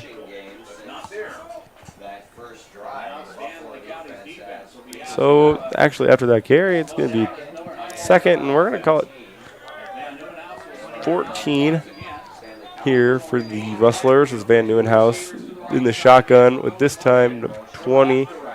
That's Chase Cermak in motion. Blitz coming off both ends. Van Nieuwenhuis puts the ball on the ground. Van Nieuwenhuis with the keeper brought down by... Somehow Van Nieuwenhuis got that ball back. Good for him, but he looks like he's kind of coming up a little lame, little sore. So biggest play of this game so far, and kind of going the opposite way you want to. Yeah, it really, 3rd and 23. Yeah, thank you, Nathan. I'm trying to figure out the math in my head to even do it. And Miller's going to come up quick on the ball. Not going to matter. Took a little too long in that huddle. They're going to take a timeout. We're going to step away for 30 seconds with them. We'll be back with more action afterwards from our sponsors. It's hard to believe fall is going to be here soon, but cool mornings and shorter days are always a nice change of pace. Rosenberg Implement, with locations in South Dakota, Nebraska, and Wyoming, is prepared for this fall with upcoming inspections. Ensure your John Deere loader tractor, combine, grain cart are all ready to go with our fall inspections, and rest assured that you'll not fall behind when work is to be done. Rosenberg Implement, family owned since 1937. It's hard to believe. Here at Harry K. Ford, our community matters. We are so thankful for all the support from the community, and we are very proud to donate back to it. That's one of the many reasons we choose to donate $20 of every vehicle purchased to the Winter Resource Center for Families. Domestic violence and any crime against children are not okay, and they need to be brought to the forefront of our community. Let's team up and help support the victims of these crimes today and make our community a better place. Come see why everything is different at the all-new Harry K. Family, friends, and Fords, in that order. And we are back from Old Williamson's Field just in time for this 3rd and 23 as Van Nieuwenhuis looks deep. That pass is picked off by Trey Frost. He's looking for the outside, makes one man miss, cuts it back kind of towards the middle. Going to return it out to the 25-yard line with 1:41 remaining in this first half. And that is where your Stanley County Buffaloes will try to take this lead right before halftime from these Rustlers. I get the play call there. The only thing you can do when you're backed up 3rd and 23 and the ground has not been available. Yeah, I mean, the only other thing I can think of, obviously you knew it was going to be a pass, but maybe instead of trying to get it all back in one, you've got 2 plays. You could have maybe broken it down a little bit more, but I understand it. So I better change my down and distance here for the folks at home. It's going to be 1st and 10, as I said, for these Buffaloes.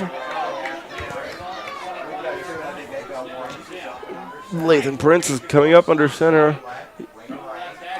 As I see that, Frost goes in motion. This one's going to Nordstrom on the outside, though, and he's got a lane, and I see a flag. So don't get too excited, folks. I think this one's going to be coming back. As I say that, the ball comes out, but they're going to rule him down, and I don't think it's mattering. We shall wait, but we have a flag sitting back in the territory of holding. So, that huge, 60, we're going to go 50-yard carry, we'll say, just to be safe. And from Nordstrom there, just gets brought back, and instead you get pushed back an extra 10 yards. So, it's kind of been the story of these Buffaloes night, Nathan, Kind of on both teams, just those penalties right at the worst times. Penalties, sacks, just mishaps in general. Yeah, it's like both teams have kind of taken one step forward, and then as soon as they do that, it's 2 steps right back. And It's kind of been the story of this first half. So at 1st and 20 instead. Now I'm really interested. You're kind of backed up in your own territory pretty deep. What do you actually call here for Coach Fox? Nathan Prince rolling out to his right, looking. Got Nathan Cook. That one's going to be good for about 5 of those yards back. We're going to call it 2nd and 15. And, you know, I think based on the play call, I mean, it almost seems like Stanley County is just kind of okay with this one going into the half. Talking this one over and just kind of trying to get ready for the second half of play. I would be too. Considering you're only down by 2 and you're backed up where you are, just take it nice and slow, take your halftime, and come back out for the rest of this ball game. Well, and I think a lot of people at home, as I say that, they're going to take a timeout, but we're going to stay here for this one. I feel like there's plenty we can talk about here, but, you know, a lot of things people at home don't realize. Sure, the score is 8-6. Stanley County has their offense hasn't been moving, though, tonight. Their 6 points, their touchdown actually comes off a muff punt, a block, if you call it that. I mean, a pay. I don't really know what to call it. If I would call that, I mean, that's just a missed snap on Miller's special teams. I mean, Wordle just could not. It hit the top of his fingers. Not the worst place for a punter to try to get that ball. Yeah, then as he tried to pick it up, gets lit up, and I believe, if I remember correctly, I should have probably written it down. I'm sorry, folks, I didn't. But it was Nathan Cook who came up and then picked it up and scooped it in the end zone to put the 6 points on the board for the Buffaloes. The Rustlers offense, they had the first drive of the night, scored with a very methodical drive, but since then, their offense also hasn't really been rolling either, to where leave it where it is, and it's 8-6. The Rustlers are currently leading your Stanley County Buffaloes. Both of these teams, their defenses, especially their front 7, front 8, whatever packages they're running, they've been solid all night long. No plays shaking them. Stanley County with that tipped ball that was caught by the Rustlers, their defense just went back out on the field like nothing happened. Yeah. Okay, we're just going to go drive you back, 20, 30 yards. Yep, 13 to be exact, because I guess I was 3rd and 23, and then that's when we get an interception to put the Stanley County offense right back on the field here right before halftime. So, Lathan Prince out of the shotgun, waiting for the snap. He's looking over the middle, short to Nathan Cook. So with 36 seconds left now, 3rd and 15 from the Buffalo offense. I can't suspect anything more than just a simple run or a kneel here. Well, now you're going to have to use both 3rd and 4th down because of the incomplete pass, though, but I would think the same thing, Nathan. I know why you want to be aggressive here, just that's not the call when you got half the game left. I agree. I mean, if Miller does get the ball back, your defense has been stopping everything. But your special teams tonight, you almost gave one up to Hoffman earlier in a punt return. Got lucky that there was a penalty, I believe, there too. That one going to Nordstrom. Actually not going to pick anything up, so it's going to be 4th down and we're going to call it 17, and Miller's going to take the timeout here.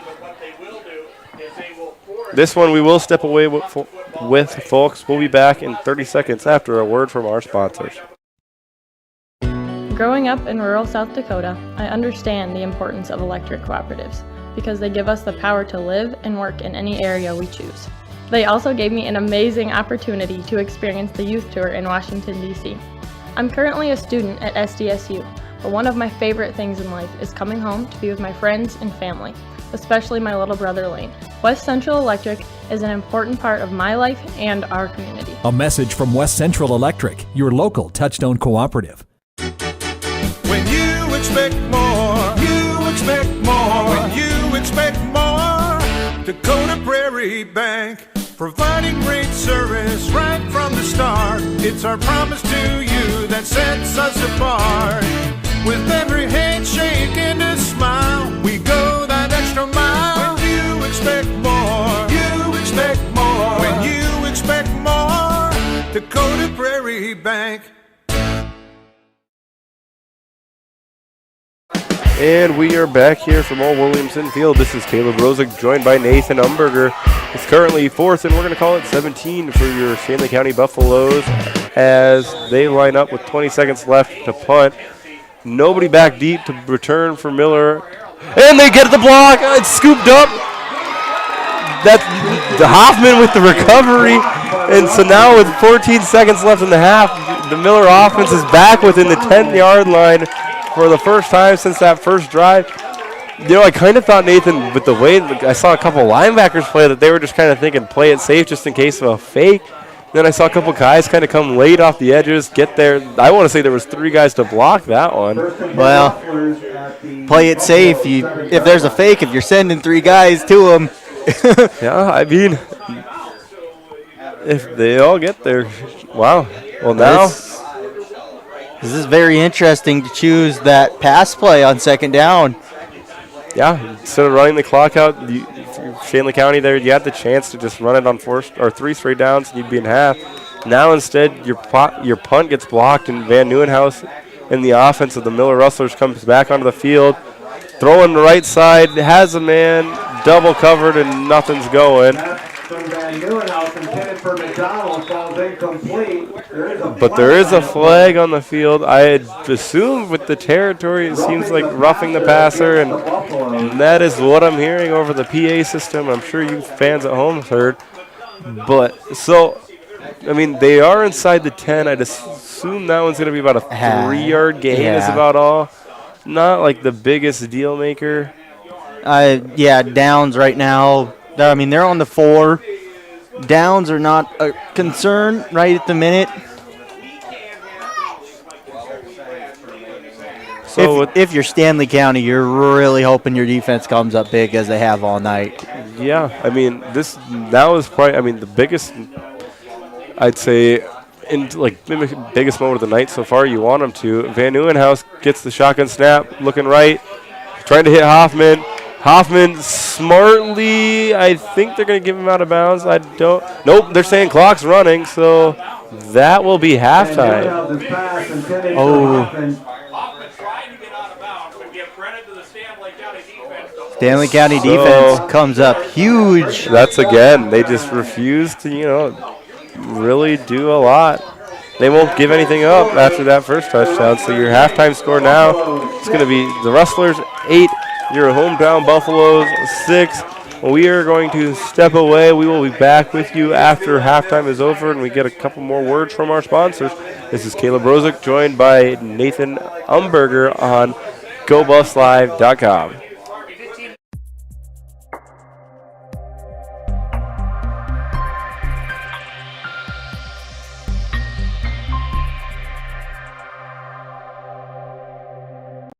It seems around here every town is a sports town.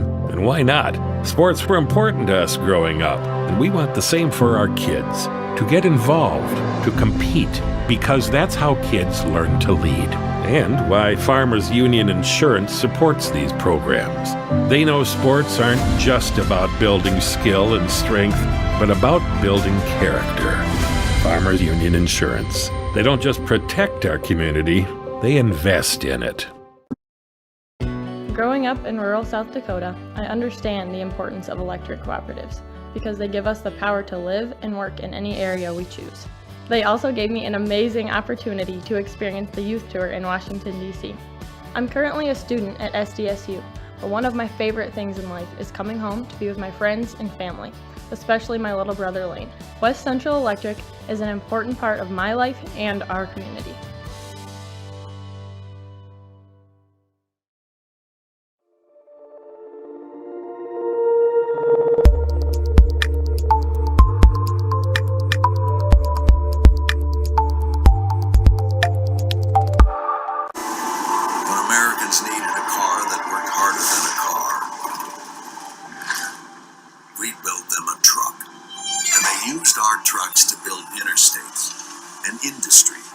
and communities, livelihoods, and neighborhoods. Americans needed vehicles worthy of who they are and what they can do. So, we built them a truck. Harry K. Ford of Winter has the best inventory and prices around. No matter the brand, we have it, or we will get it for you, and we will always sell below MSRP. Just ask around. We make car buying fun and easy. Those other guys don't do that. Family, friends, and Fords, in that order.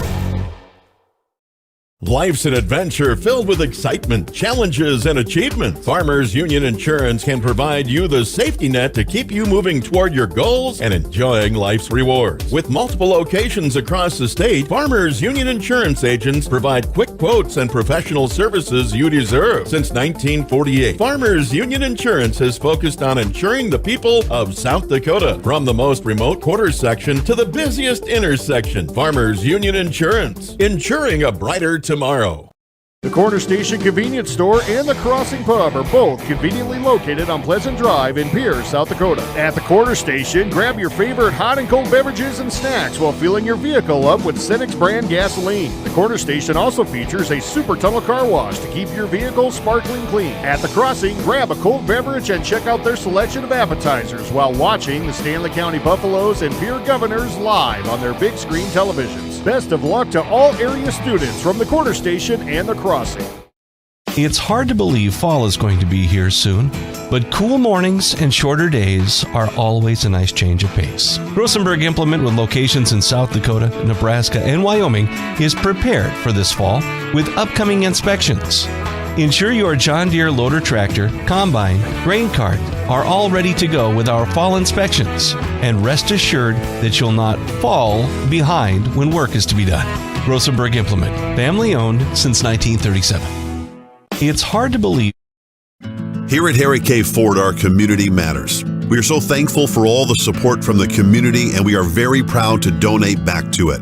That's one of the many reasons we choose to donate $20 of every vehicle purchased to the Winter Resource Center for Families. Domestic violence and any crime against children are not okay, and they need to be brought to the forefront of our community. Let's team up and help support the victims of these crimes today and make our community a better place. Come see why everything is different at the all-new Harry K. Family, friends, and Fords, in that order.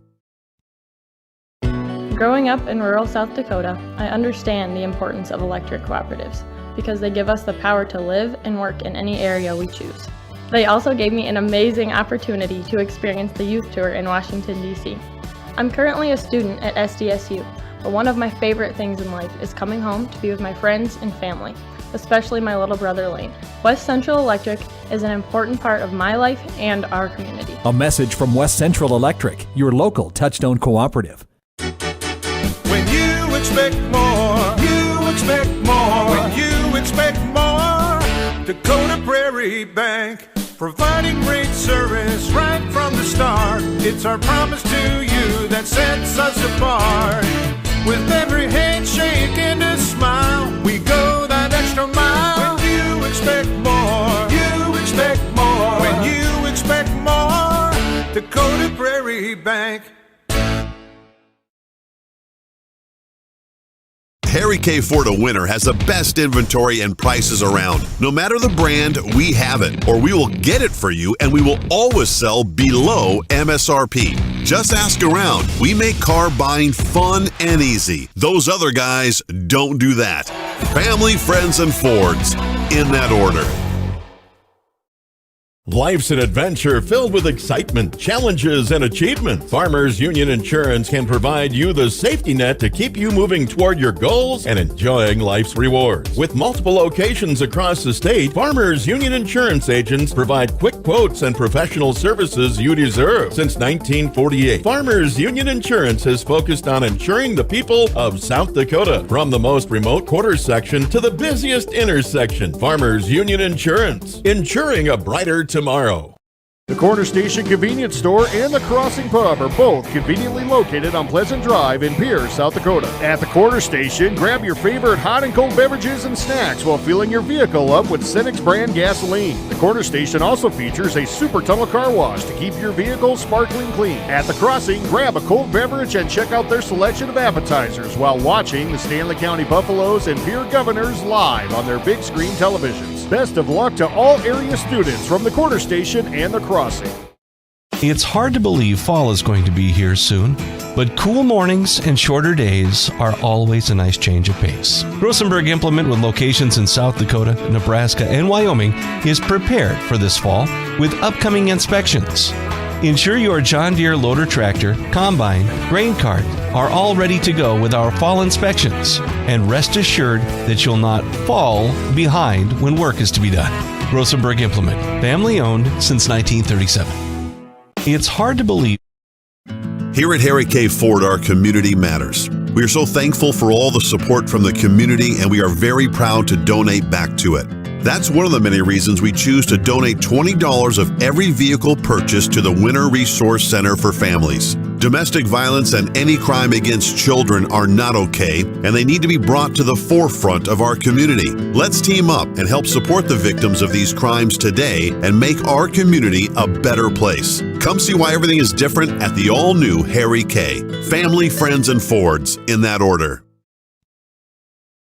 Growing up in rural South Dakota, I understand the importance of electric cooperatives because they give us the power to live and work in any area we choose. They also gave me an amazing opportunity to experience the youth tour in Washington, D.C. I'm currently a student at SDSU, but one of my favorite things in life is coming home to be with my friends and family, especially my little brother Lane. West Central Electric is an important part of my life and our community. A message from West Central Electric, your local Touchstone cooperative. When you expect more, you expect more. When you expect more, Dakota Prairie Bank, providing great service right from the start. It's our promise to you that sets us apart. With every handshake and a smile, we go that extra mile. When you expect more, you expect more. When you expect more, Dakota Prairie Bank. Harry K. Ford of Winter has the best inventory and prices around. No matter the brand, we have it, or we will get it for you, and we will always sell below MSRP. Just ask around. We make car buying fun and easy. Those other guys don't do that. Family, friends, and Fords, in that order. Life's an adventure filled with excitement, challenges, and achievements. Farmers Union Insurance can provide you the safety net to keep you moving toward your goals and enjoying life's rewards. With multiple locations across the state, Farmers Union Insurance agents provide quick quotes and professional services you deserve. Since 1948, Farmers Union Insurance has focused on insuring the people of South Dakota. From the most remote quarter section to the busiest intersection, Farmers Union Insurance, insuring a brighter tomorrow. The Corner Station Convenience Store and the Crossing Pub are both conveniently located on Pleasant Drive in Pierce, South Dakota. At the Corner Station, grab your favorite hot and cold beverages and snacks while filling your vehicle up with Cenex brand gasoline. The Corner Station also features a super tunnel car wash to keep your vehicle sparkling clean. At the Crossing, grab a cold beverage and check out their selection of appetizers while watching the Stanley County Buffaloes and Pierre Governors live on their big screen televisions. Best of luck to all area students from the Corner Station and the Crossing. It's hard to believe fall is going to be here soon, but cool mornings and shorter days are always a nice change of pace. Rosenberg Implement, with locations in South Dakota, Nebraska, and Wyoming, is prepared for this fall with upcoming inspections. Ensure your John Deere loader tractor, combine, grain cart are all ready to go with our fall inspections, and rest assured that you'll not fall behind when work is to be done. Rosenberg Implement, family owned since 1937. It's hard to believe. Here at Harry K. Ford, our community matters. We are so thankful for all the support from the community, and we are very proud to donate back to it. That's one of the many reasons we choose to donate $20 of every vehicle purchased to the Winter Resource Center for Families. Domestic violence and any crime against children are not okay, and they need to be brought to the forefront of our community. Let's team up and help support the victims of these crimes today and make our community a better place. Come see why everything is different at the all-new Harry K. Family, friends, and Fords, in that order. Growing up in rural South Dakota, I understand the importance of electric cooperatives because they give us the power to live and work in any area we choose. They also gave me an amazing opportunity to experience the youth tour in Washington, D.C. I'm currently a student at SDSU, but one of my favorite things in life is coming home to be with my friends and family, especially my little brother Lane.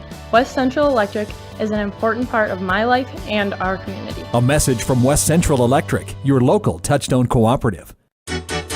When you expect more, you expect more. When you expect more, Dakota Prairie Bank, providing great service right from the start. It's our promise to you that sets us apart.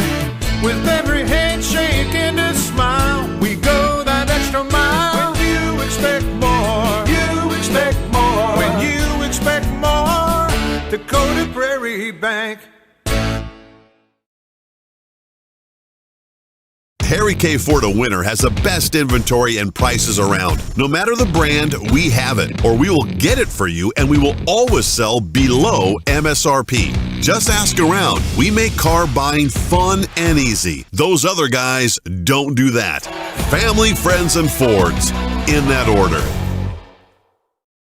Life's an adventure filled with excitement, challenges, and achievement. Farmers Union Insurance can provide you the safety net to keep you moving toward your goals and enjoying life's rewards. With multiple locations across the state, Farmers Union Insurance agents provide quick quotes and professional services you deserve. Since 1948, Farmers Union Insurance has focused on insuring the people of South Dakota. From the most remote quarter section to the busiest intersection, Farmers Union Insurance, insuring a brighter tomorrow. The Corner Station Convenience Store and the Crossing Pub are both conveniently located on Pleasant Drive in Pierce, South Dakota. At the Corner Station, grab your favorite hot and cold beverages and snacks while filling your vehicle up with Cenex brand gasoline. The Corner Station also features a super tunnel car wash to keep your vehicle sparkling clean. At the Crossing, grab a cold beverage and check out their selection of appetizers while watching the Stanley County Buffaloes and Pierre Governors live on their big screen televisions. Best of luck to all area students from the Corner Station and the Crossing. It's hard to believe fall is going to be here soon, but cool mornings and shorter days are always a nice change of pace. Rosenberg Implement, with locations in South Dakota, Nebraska, and Wyoming, is prepared for this fall with upcoming inspections. Ensure your John Deere loader tractor, combine, grain cart are all ready to go with our fall inspections, and rest assured that you'll not fall behind when work is to be done. Rosenberg Implement, family owned since 1937. It's hard to believe. Here at Harry K. Ford, our community matters. We are so thankful for all the support from the community, and we are very proud to donate back to it. That's one of the many reasons we choose to donate $20 of every vehicle purchased to the Winter Resource Center for Families. Domestic violence and any crime against children are not okay, and they need to be brought to the forefront of our community. Let's team up and help support the victims of these crimes today and make our community a better place. Come see why everything is different at the all-new Harry K. Family, friends, and Fords, in that order. Growing up in rural South Dakota, I understand the importance of electric cooperatives because they give us the power to live and work in any area we choose. They also gave me an amazing opportunity to experience the youth tour in Washington, D.C. I'm currently a student at SDSU, but one of my favorite things in life is coming home to be with my friends and family, especially my little brother Lane. West Central Electric is an important part of my life and our community. A message from West Central Electric, your local Touchstone cooperative. When you expect more, you expect more. When you expect more, Dakota Prairie Bank, providing great service right from the start. It's our promise to you that sets us apart. With every handshake and a smile, we go that extra mile. When you expect more, you expect more. When you expect more, Dakota Prairie Bank. Harry K. Ford a Winner has the best inventory and prices around. No matter the brand, we have it, or we will get it for you, and we will always sell below MSRP. Just ask around. We make car buying fun and easy. Those other guys don't do that. Family, friends, and Fords, in that order. And we are back here from Old Williamson Field. This is Caleb Brozick, joined again by Nathan Umbaga. Quit your stupid accent over there. You will not hear the accents the rest of the night. You know, we had too much fun for halftime. Quick recap for you. First half, started off quick. Miller takes the first drive of the field with about 7:50 remaining in the first quarter. Punches it in off a carry by, I believe, if I remember correct, it was good old Tate Hoffman. Also runs in the 2-point conversion. Takes an 8-0 lead. About early in the second quarter, maybe late first quarter, Miller ends up lining to punt. The same person who is doing your kicking tonight, that would be Mr. Wordle. Trevor, thank you. I was looking for first name. So Mr. Wordle, that one goes out of bounds on the kickoff. I'll give you that one first. But and we are going to the 40. Yep. But so Mr. Wordle gets a high snap, goes off of his fingertips, ends up rolling behind him, and instead, like as he's struggling to pick it up, he takes a hit, and then Nathan Cook for your Buffaloes ends up coming along, scooping it up, and taking about 2 steps into the end zone. They do not get their 2-point conversion, so it leaves to at our halftime score here of 6-6 as we start our third quarter of play. I wonder what both coaches did for adjustments. I mean, on the ground, it's been zip, zero, nada since the second quarter. But for both teams, through the air also has not been the most effective way. Offensive, just kind of both. I feel like we're kind of the focus of this halftime, trying to figure out the blocking schemes. To see that run through the tackles probably work a little better if I had to guess, Nathan. As I say that, this one's going to Lathan Prince. He gets wrapped up awkwardly and brought down after about a gain of 1. Prince with the carry brought down by Harrold and Wordle. So a couple substitutions made, bringing in the next play for your Buffaloes as they get back into the huddle quickly. And you know, Nathan, we talked about it a little bit at the beginning of the game. This Miller team is winless so far. You can kind of see it, though, the spark as they're, breaking the huddle now. This halftime lead, they're kind of feeling pumped up. They're looking, hey, this is our shot to get this win this week, get out of that winless category and call it good. As that one, fullback carry. Titsy doesn't get much either, though. Goes for about maybe another half a yard, maybe a yard. I think I'm going to leave it at 3rd and 9. I think you have to take these edges, and you have to take them by force. I mean, up the middle you can try to hit that stone wall. Maybe you'll start to get it to chip, but... Yeah, and you mentioned, it's the way, we saw the most productive offense of both sides of the ball was when both teams were hitting that outside edge, blocking those D ends, containing them to the inside, and just letting your athletes be athletes in space. As Lathan Prince takes this shotgun snap, rolling right in a hurry, hustled. That rush throw goes out of bounds, incomplete, and it's going to be 4th and 9 as he throws out of that sack. Brings up 4th down for the Buffaloes. So just like that, your Stanley County Buffaloes offense is going to be forced to punt, I believe, here on this 4th and 9. That is Hoffman, the only man who has scored for this Rustlers deep return. We saw him get 1 punt return earlier that had a pretty scary option get called back on a block in the back call, I believe it was, Nathan. And this one's going to go to him. He's going to get another chance to return as he's looking to hit this left side or this bottom side of the video player, and he's got space. High steps out of 1 tackle. High steps out of another, still on the sideline, going to get pushed out of bounds at about the 31-yard line is where they're going to give it to him. And I told you, this is that. I didn't get to speak much about it, but he is the one man who scored tonight. He's done the best when he gets in open field, and he proves that he can still do it even after halftime, as that one's we'll give him 30 yards on that return there, maybe 35. I don't think I'm punting to him the rest of the game. I told you when he returned the first one, I think you got to shank it out of bounds and just make sure you keep the ball out of his hands, even if you sacrifice a little bit of field position. Because offensively, Miller hasn't seen that same production that they had in the first half with him. This one's going to Van Nieuwenhuis, excuse me. And really, it didn't look like it was going for much, but he drags a couple defenders for about 2 yards. Going to call it 2nd and 8. Good second effort. Very good second effort to at least get back and get a little bit. Yeah. And, I mean, you've already mentioned it to start this half, Nathan, that both defenses, that front seven is still stonewalling everything. And I'm just as curious as you are to see how long it takes for some of these teams to think, hey, let's try to go back to the outside, let's spread the field a little bit. You've seen what Hoffman can do in space. I wouldn't be surprised if the Rustlers are kind of thinking the same thing.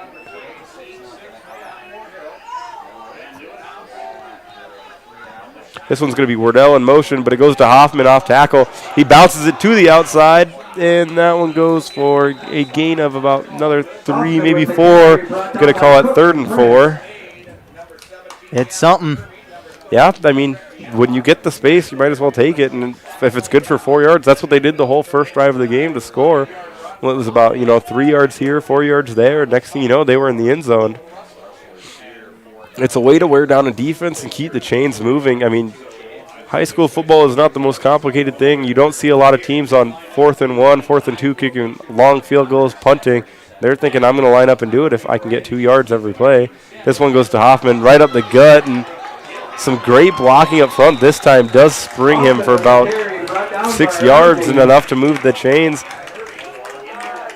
And it's going to be 1st and 10 from the 19-yard line, excuse me.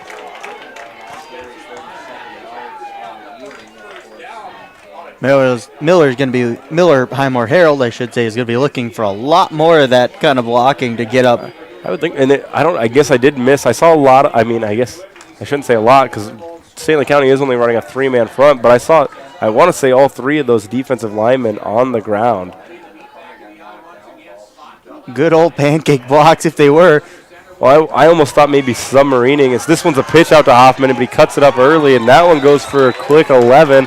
Going to move the chains, and this time they're down inside the 10. We saw Highmore-Harrold get here right before halftime. A quick swing pass out to Hoffman. Didn't get out of bounds, got tackled inbounds with about 10 seconds left and no timeouts to where the clock ended up running out on him. I don't think they have any problems or any fears of this one running out on them. So they have 8 minutes and 16 seconds left in this third quarter play, not to mention the whole fourth. Van Nieuwenhuis under center, motion coming across. Going to be a pitch out to Hoffman again. He cuts it up, and he is into the end zone to extend the Rustler lead 14-6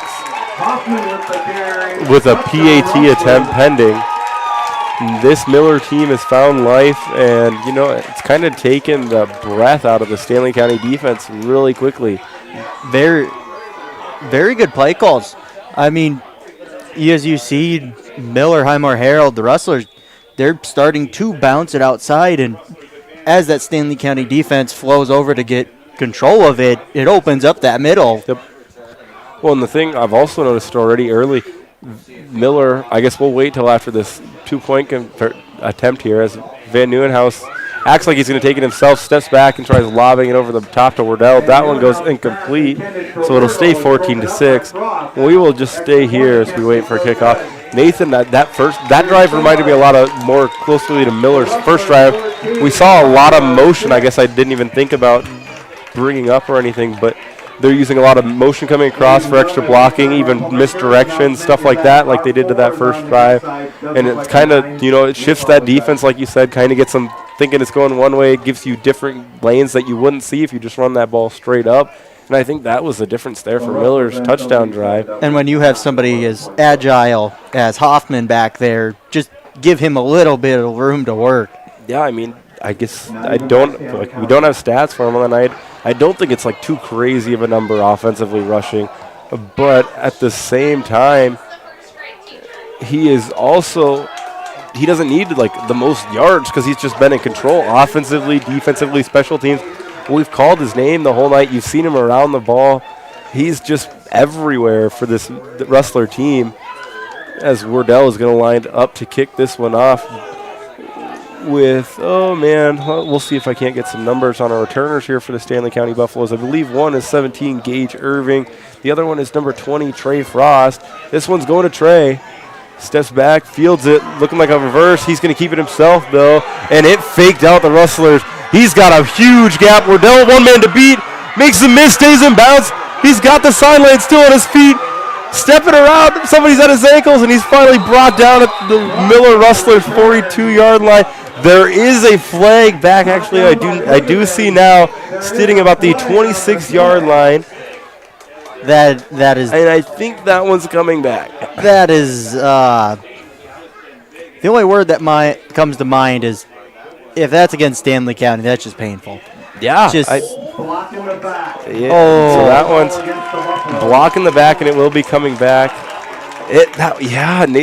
Painful is probably the right word. I mean, every little bit of momentum we've had for these Buffaloes tonight, it's kind of just been taking the wind right out of the sails, and it's had something like that just ruin momentum for them.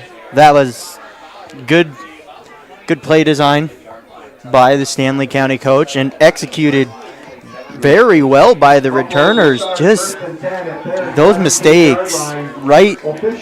That would have flipped momentum of the game. Yeah, it would have. You talk about, sorry to jump in and cut you off, but yeah, you want to talk about instead of taking that, I had mentioned after Miller scored, it seemed like the defense of Stanley County was kind of like dead, looking defeated, and you get a return like that, that's a huge way to bring momentum back to your side, and then to have it just ripped out of your hands from a block in the back call hurts a lot. But I mean, we watched that fake. Like I said, we were up here the first week of the year, Winter Warriors taking on the Stanley County Buffaloes. We saw the fake a couple times there, even the fake just like that, or the actual fake reverse. And I mean, that one it completely fooled the containment unit for the Miller Rustlers, and unfortunately gets called back on that block in the back. It was the perfect time to run it too. Just catch Miller, Highmore-Harrold Rustlers, just catch them in a little bit of a lull after all that excitement, and just. So instead, we're going to line up 1st and 10 here from the, we're going to call it 17-yard line for your Stanley County Buffaloes. This will be Lathan Prince in the shotgun here. And we've got another penalty flag coming out. Still. We will wait for a call here, and this one, false start. It's just, it's hard to even talk about Nathan. I mean, just things have not gone the Buffaloes' way tonight, and I think they're kind of starting to feel it on the field, maybe a little just kind of down as Lathan Prince looks out to the right side, has a man open. It's Nathan Cook up the sideline, pushed out, and about the 39-yard line, we'll call it. We'll move the chain, 1st and 10, and that's a another big swing of momentum that Stanley County really needed. It's get them out of that hole. They were starting to dig down.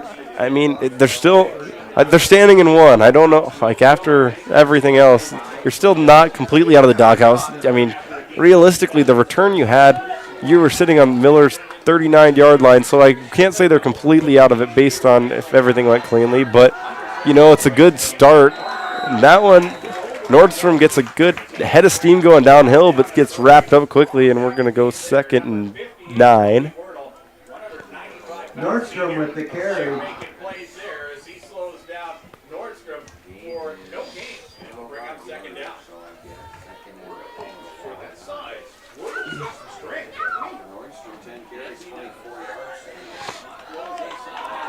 So as Stanley County breaks the huddle here again, like I told you, Nathan, I'm just kind of watching these Rustlers now. I think after that first drive a half, I watched number 8 this corner. I believe it's McDonald. Yes, sir. He's starting to feel motivated. You can kind of see they're starting to believe in themselves a little bit more. And we have another penalty flag. I say they've been believing in themselves for a good while. That defense has very good reason to believe. Well, but I mean, you can really see like the excitement. I think it's probably the better word than more believing. Like they're realizing they're getting closer and closer by the second to having this first one of the season. The penalty was an illegal motion, going to back the Buffalo offense up another 5 yards. It'll be 2nd and 14. And I mean, just got to calm down if you're Stanley County right now. Yep, I mean, just back to basics. Don't get in your own head too far. You've still got plenty of time left. There's, plenty of play call. We've seen there's options everywhere for athletes to make plays. You just got to do your job and get it done. That one, number 67.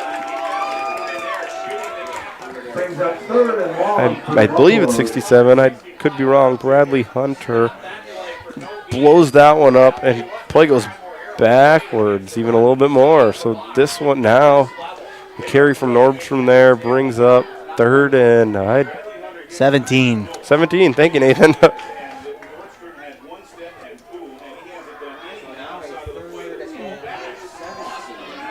So, I mean, now, see, they're spreading it out. But this is the play call that's kind of the hardest to kind of deal with, because you know it's 3rd and 17 like this. That one's completed shortly to Nathan Cook. I'll finish the thought by saying those are play calls that are almost too obvious, just because you're down in distance makes it extremely obvious what you have to do to get the job done. As we bring up 4th and 16, I believe. 4th and 15, 16. Sure. I'd assume going to see another punt here from the Stanley County offense, or special teams unit, more or less, as that one's almost blocked by number 70. Short punt near the sideline. Going to be picked up and down at the 48-yard line, and that is where Miller will start this next drive off. I'm kind of at a loss for words, Nathan. I wasn't we knew that this game was going to be close. I can't say that I expected to see the results the way that they are right now. Watching Stanley County earlier in the year, we saw a lot of good things going for them. Tonight just hasn't really been their night. Like you said, this is my first time seeing Miller. Their defensive front has put up great numbers, and their offense has done enough to contain that three-man front. It's a 3-4 look with a strong safety coming up too, almost a 3-5 look for the Buffaloes defense. And they've just done their job and been able to move the ball better than I was expecting to see. We got some more laundry on the field to match. Yeah. And I believe offside Stanley County. So,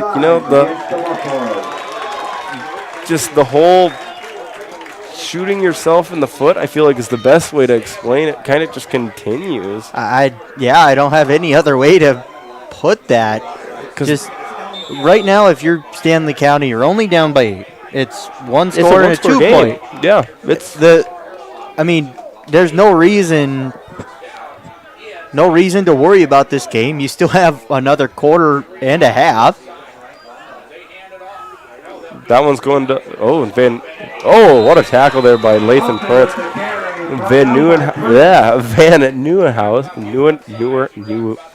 Neuenhouse. Thank you.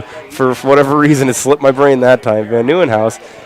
Great fake up the middle, and that triple option look does get it out to, I missed the ball carrier because I was too busy trying to figure out how to repronounce the name.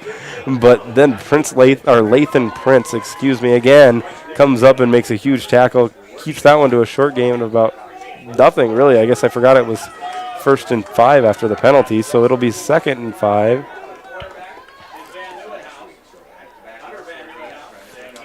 Van Neuenhouse up the middle. That one's going to Hoffman, I believe. Yes, sir, and Hoffman will go for about a gain of 3 to make this one 3rd and 2, maybe 3rd and 1.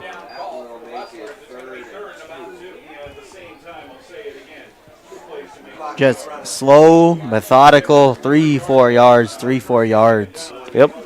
And, this is really all Miller has to do the rest of the game is just keep this ball on the ground now, just chip away and start to eat this clock to secure their first dub of the year.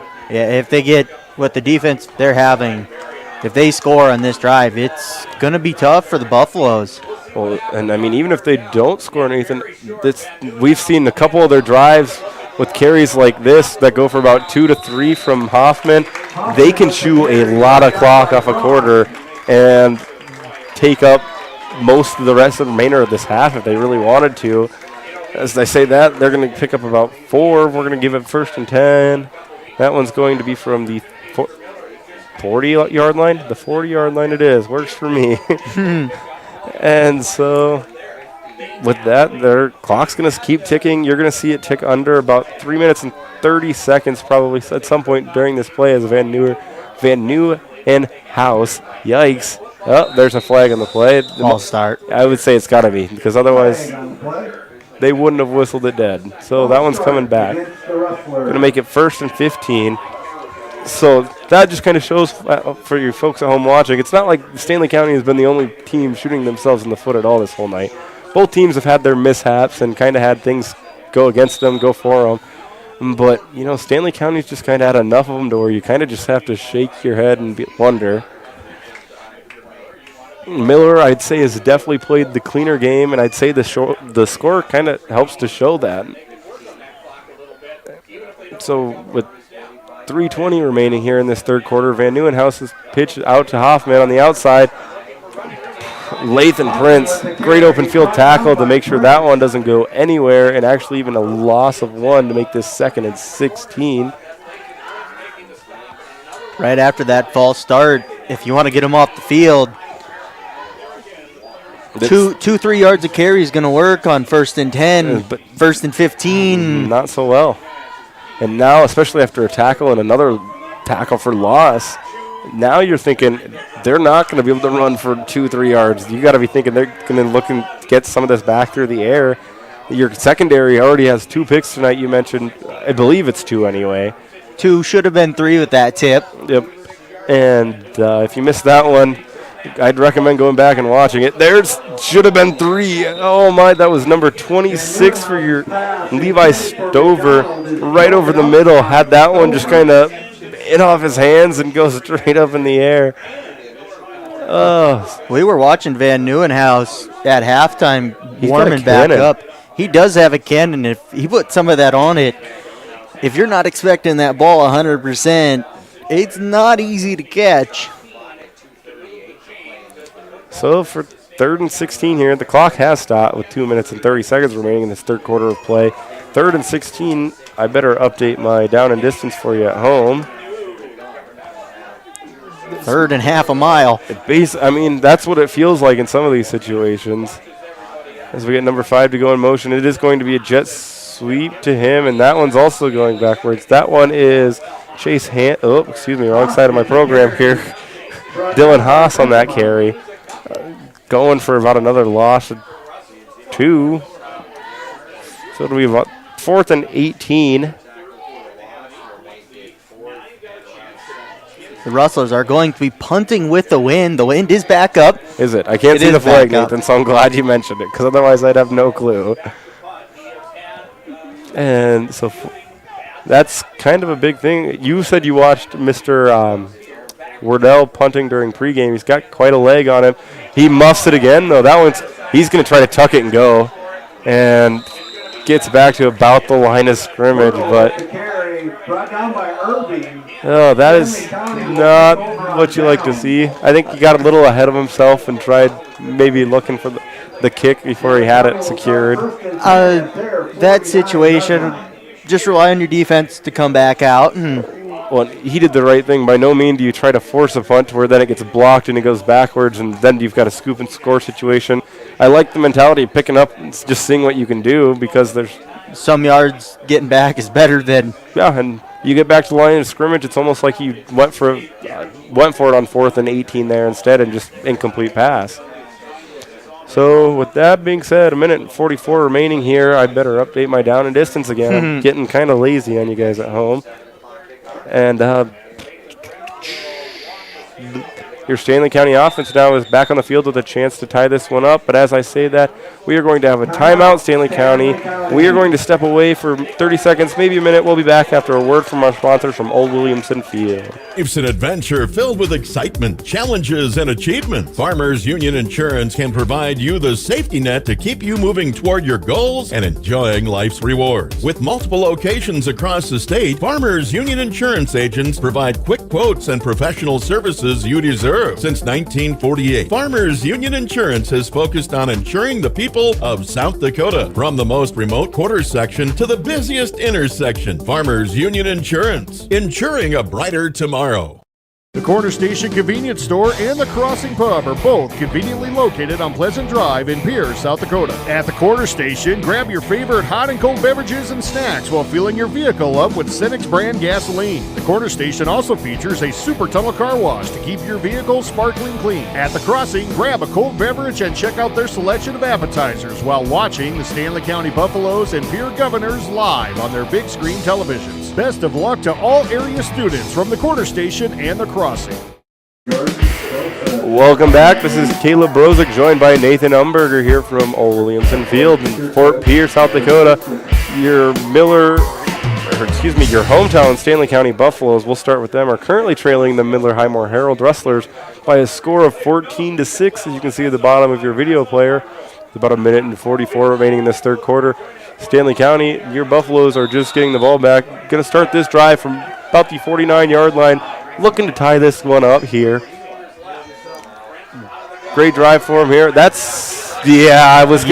didn't want to say it, I hate to be that commentator that complains about pass interference called, but Trey Frost was absolutely draped on there. Should have called the Miller defender. I didn't see the corner's number. A shower curtain, anything, a curtain in general, because he was all over him.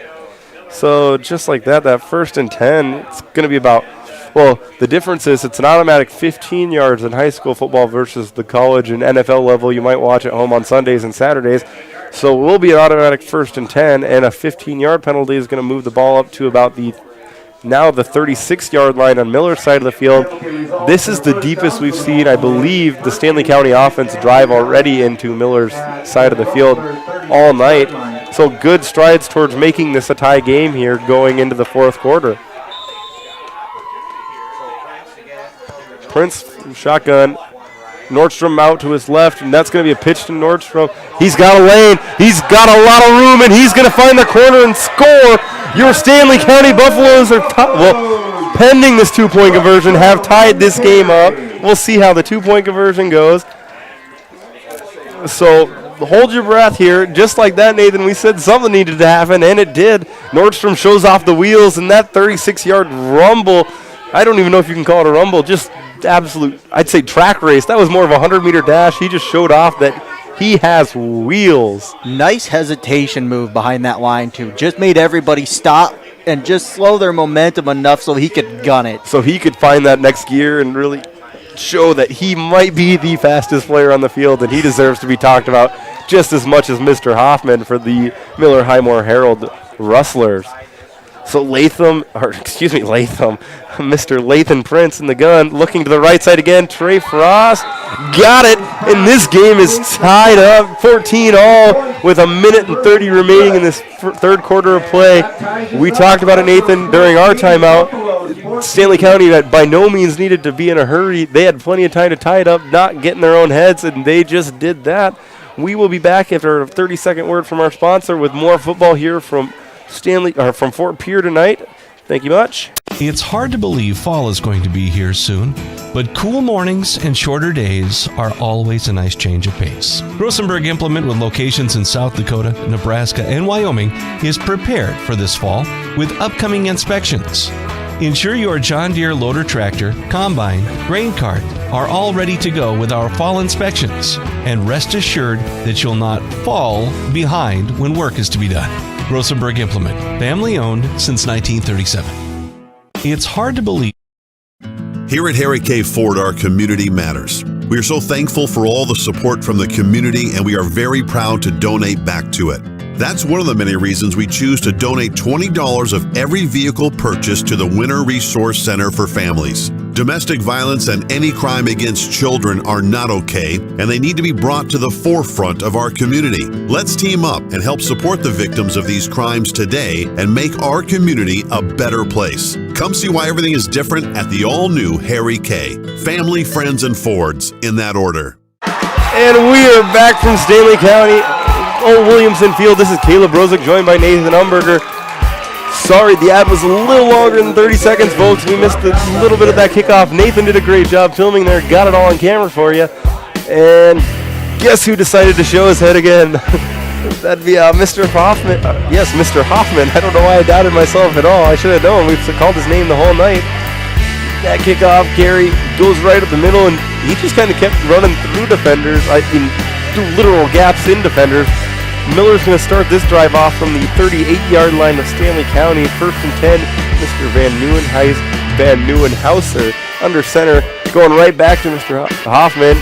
Runs into his fullback and then cuts back the other way for carry of 2. How about the tone shift of this game? Yeah, I mean, just big play after slow, methodical drive. I mean, both defenses you talked about, we've had great games defensively.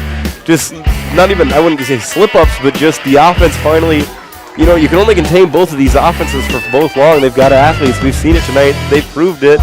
And it's hard to hold an athlete like that for that long. And once they do go off, all you can do is kind of shake your head and be like, well, I guess it's our turn to try to do it again. A lot of these big plays been coming from those special teamers. So as Mr. Van Nieuwenhauser takes the snap, bootlegs, tries to get away, steps out of a snap, and there's a cannon downfield. He proved he had the arm right there. We talked about it right before we went to break. You heard us say during halftime he came out and he was throwing 50-yard missiles downfield. That was with a dude on his ankle, and he overthrew his receiver there, and that's Grady Aspie by about, oh gosh, my video player is we'll pull up the scoreboard. Sorry about that one, folks. But yeah, he just kind of overthrew his receiver there by about 5 yards and proved how good his cannon is. And I think he might have heard us talking about it, if I had to guess, Nathan. Had to get one on camera, huh? Yep, just to show. He knew we were talking about it. He wanted to make sure that it wasn't just all talk. I guess I had something in mind. I guess I'll leave it alone just because I don't know how many people would understand the reference. That time he's looking left and he does it again. And that time you can see the actual frustration on his face. I don't know if it's with the route or with his ball there. But, that time Hunter's pass is just kind of another 3 steps in front of his receiver, and he doesn't look pleased. Going to bring up 4th and 8. Oh, gosh, I got way behind on the down and distance. Excuse me, folks. It looks like, going to punt it away. This one I wouldn't be surprised to see a fake, Nathan. I wouldn't either. I think Stanley County's probably assuming the same thing. And that's exactly what we're going to see off tackle. This is number 58. Not going to get there. That was Colby Wardell. And that one, with Wardell's leg, that would have just immediately went through the end zone. So is that considered a field goal if he makes it from there? I guess if he drops it off the ground, it is a drop kick. That I do know is still legal. The punt through is just a touchback. I'm 90% sure. If it did bounce off the ground and he sent it, that would be going to some highlight reel. Yeah, I mean, I don't know how long it'd been. I don't think ESPN would really know what to do with the clip either, because I don't think they've probably seen a drop kick in a while. Obviously, it didn't happen. We'll quit talking about it. I know people at home are probably thinking, what's wrong with these guys? But so instead, Stanley County going to start this drive 1st and 10, and this time, great route and great pass by Latham Prince and Trey Frost, but couldn't quite connect. Good coverage there by, I believe that is, Grady Aspie there.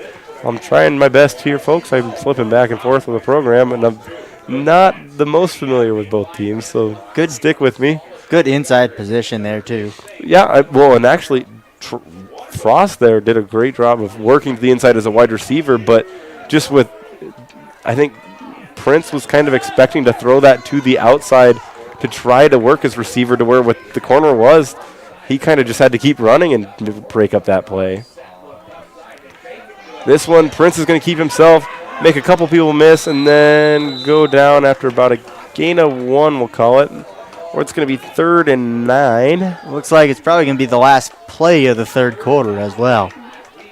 And so as we say that, we are going to step away to take a break. We'll hear a word from our sponsors as we get ready to bring you a very exciting fourth quarter from a tie game here at Stanley or Fort Pierre from Old Williamson Field. Caleb Brozick joined by Nathan Erickson, or Umberger. We will be back in 60 seconds. Growing up in rural South Dakota, I understand the importance of electric cooperatives because they give us the power to live and work in any area we choose. They also gave me an amazing opportunity to experience the youth tour in Washington, D.C. I'm currently a student at SDSU, but one of my favorite things in life is coming home to be with my friends and family, especially my little brother Lane. West Central Electric is an important part of my life and our community. A message from West Central Electric, your local Touchstone cooperative. When you expect more, you expect more. When you expect more, Dakota Prairie Bank, providing great service right from the start. It's our promise to you that sets us apart. With every handshake and a smile, we go that extra mile. When you expect more, you expect more. When you expect more, Dakota Prairie Bank. Harry K. Ford of Winter has the best inventory and prices around. No matter the brand, we have it, or we will get it for you, and we will always sell below MSRP. Just ask around. We make car buying fun and easy. Those other guys don't do that. Family, friends, and Fords. In that order. Live. And welcome back to Old Williamson Field here. Caleb Brozick joined by Nathan Umberger. I keep trying to say it, Nathan. I'm sorry. One of the other. Make them both if you need. I'm trying. It's because going to school, I'm so used to saying Erickson with you that Umberger's kind of weird. As we bring this 3rd and 9, it's an option play. Prince pitches it out to Nordstrom, and that one goes for about another gain of maybe 1. Going to be 4th and 8, and this Miller Highmore-Harrold defense does it again. Another 3 out here. Well, assuming we just saw one fake punt, did we see another one? Where Stanley County is? No. Yeah, I don't think so. You're probably correct. Miller Highmore-Harrold, they've started to find a rhythm, something that works. Field position is not in Stanley County's favor for a fake punt. I can tell you one thing I would do for sure if I was your Stanley County Buffaloes. I am punting it away from this returner, Mr. Hoffman. He has been all over the field all night. Oh, and that one gets partially blocked. So that one's going to get down. We're going to call it the 44-yard line. And this is where the Miller Highmore-Harrold Rustler offense is going to take over. And, yeah, I mean, you saw a little bit of commotion there. I think Miller's special team unit kind of gets a little confused. Ball did cross the line of scrimmage. It's not considered a fumble, so they don't have to get on it because you don't have to worry about Stanley County scooping that one up and actually picking it up to try to gain the first down yardage. So it doesn't matter. No harm, no foul. This one, they're going to come up on the ball. We're still trying to get things set. The officials aren't quite ready. And also, Stanley County's still kind of shuffling. So your Buffaloes, are still shuffling some players on and off the field after that punt. Block. So Van Nieuwenhuis in the shotgun with Hoffman to his left, and I can't see a number to his right. I'd assume Wardell. He's going to keep it himself and go for a gain of 1. Going to make it 2nd and 9. Brought down by Stover and Tipsy. Maybe 8 will go.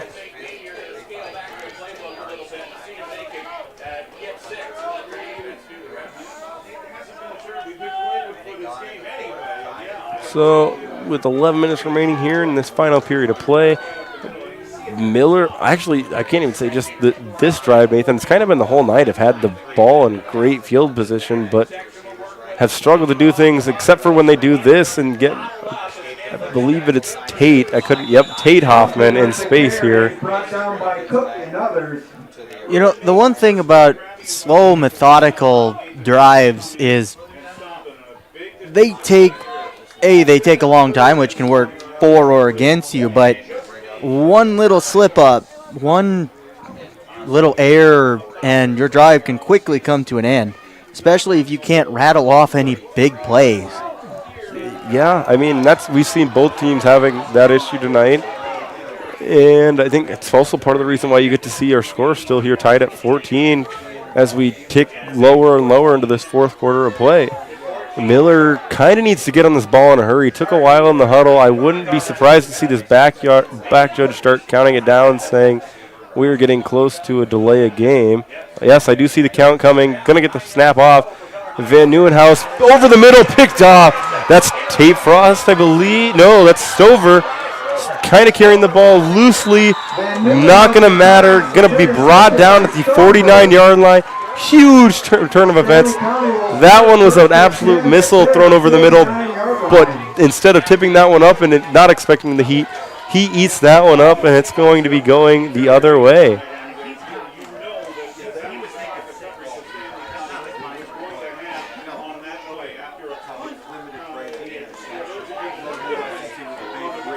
So, chain gang kind of lagging behind, confused at why.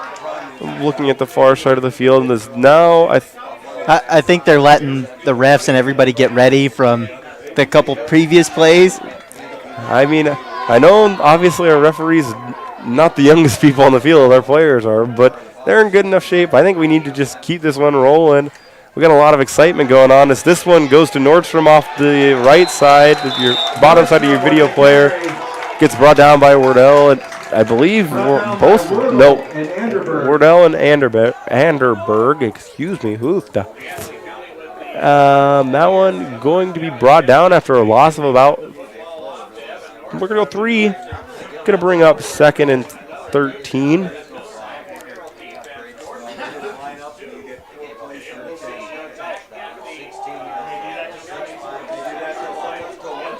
So just like that, Nathan, we talked about slow and methodical is fun, except for when you get behind the chains. And the Buffaloes here, your home team on the scoreboard, have done just that.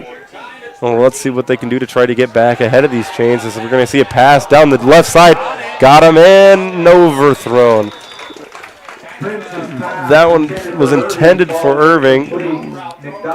Prince overthrew him by about 10 yards, but Irving had a step.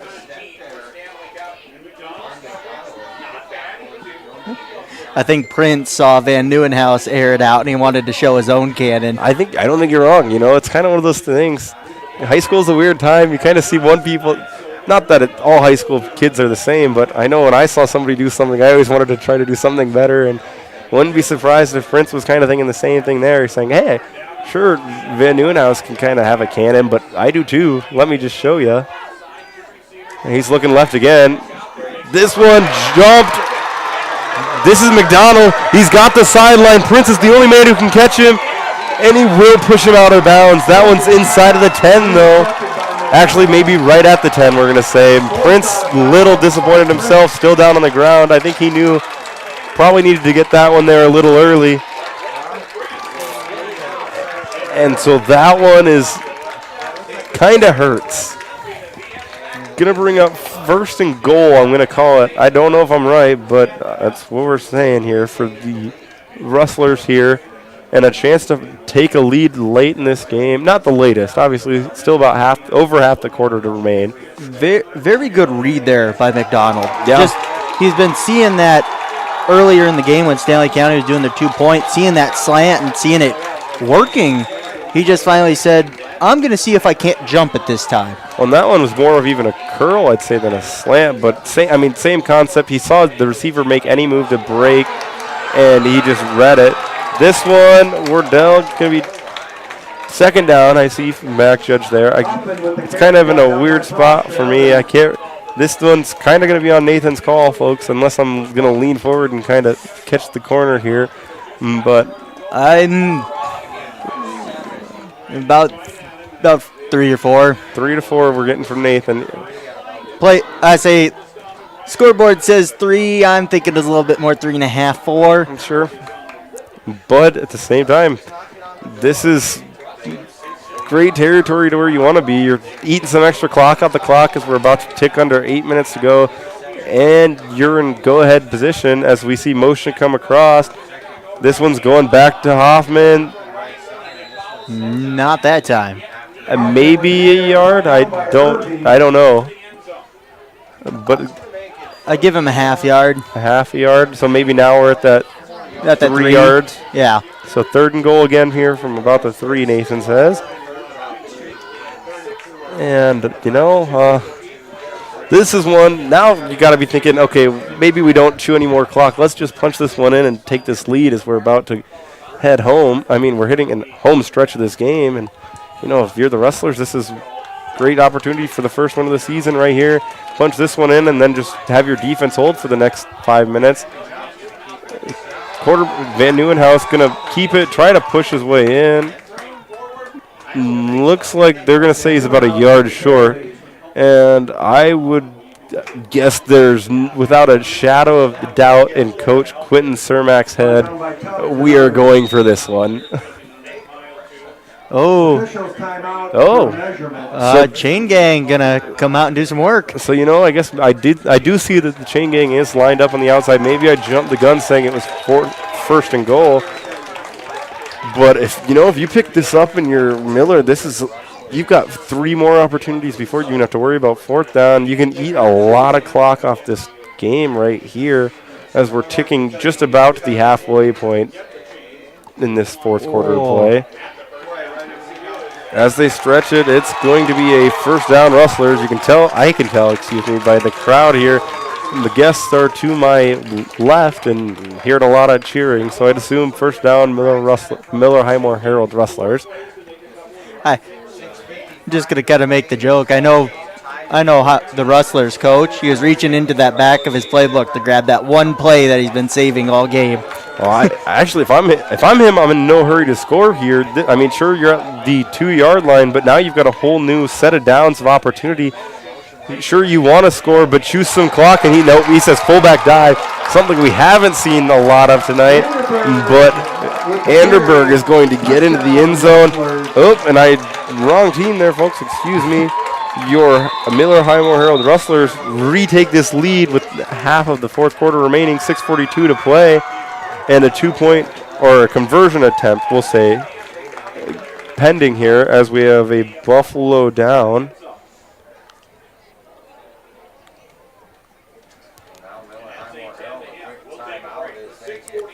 So we'll step away as we tend to the injuries here. We'll hear a word from our sponsors, and we'll be back when we are ready to resume action.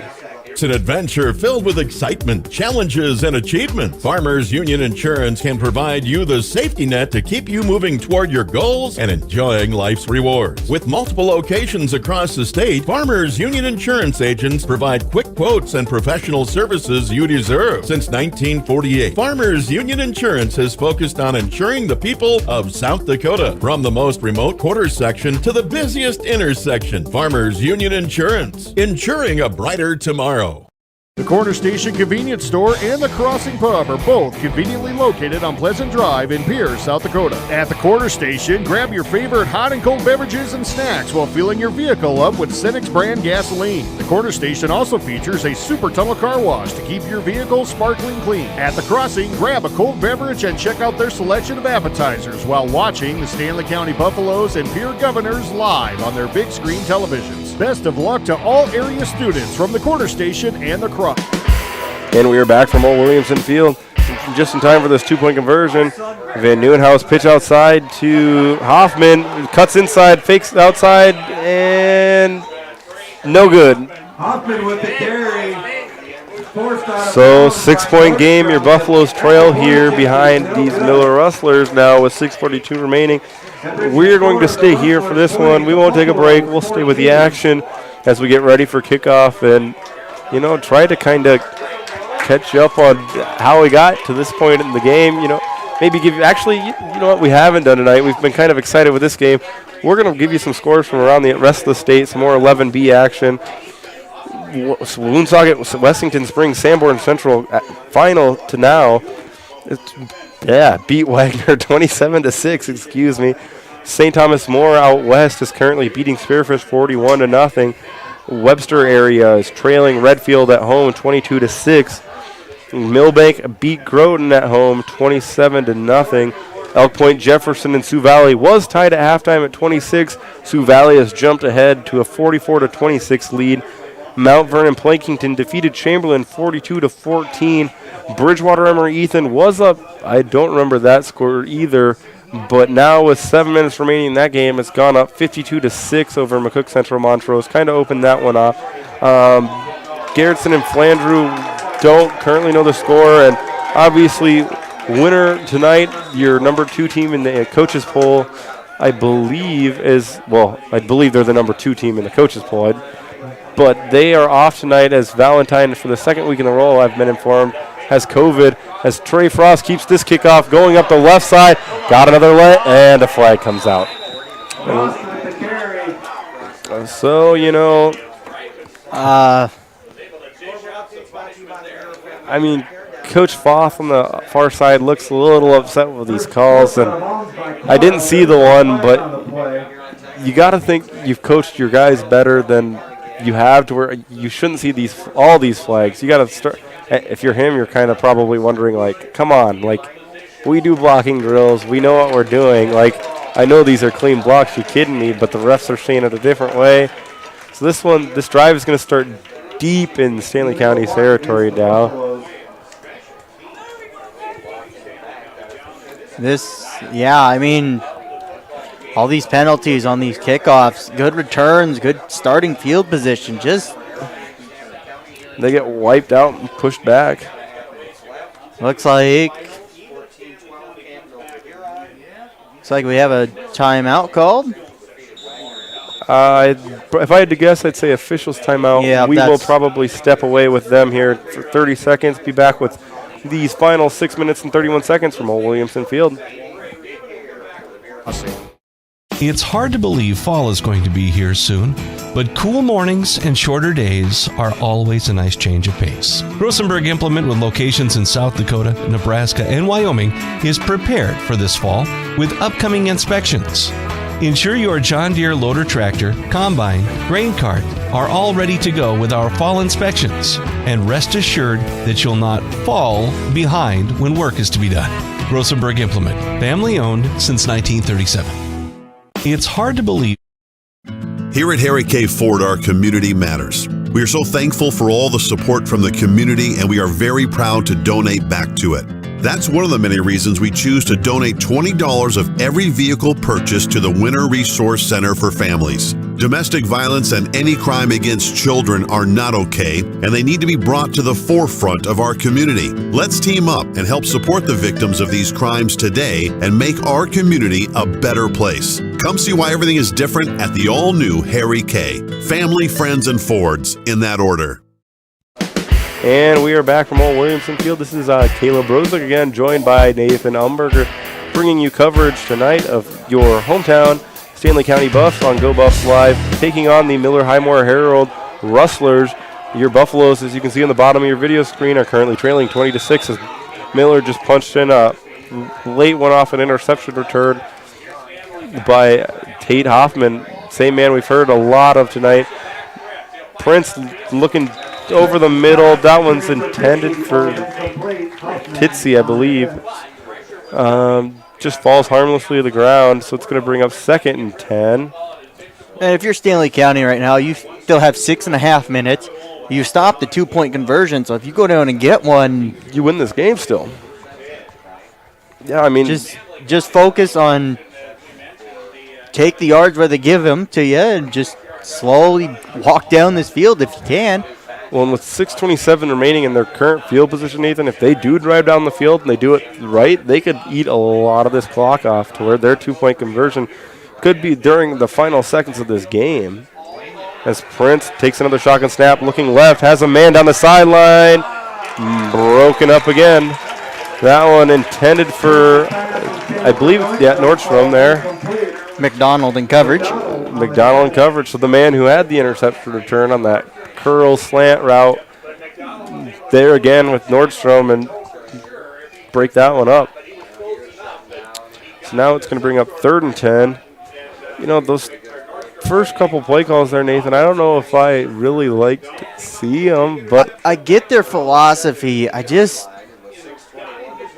don't know if I agree this is the time to call that. The first play, okay, but just pass after pass after pass, not healthy for, really healthy for the clock staying, but yeah, that's the part I can understand. At least and that one's just dropped there, unfortunately, by Nathan Cook. Going to bring up 4th and 10. But see, that's sure. I guess you're going 4 and out here, but at the same time, and you're not killing a lot of clock. But you didn't kill a lot of clock, and you didn't kill a lot of clock. But you also didn't drive, which granted, not like the ground game has been the most effective thing at all tonight for either. Miller's seen their, hot and cold streaks with it. For Stanley, for your hometown Buffaloes, really not the most effective thing tonight. But at the same time, you kind of got to trust in it.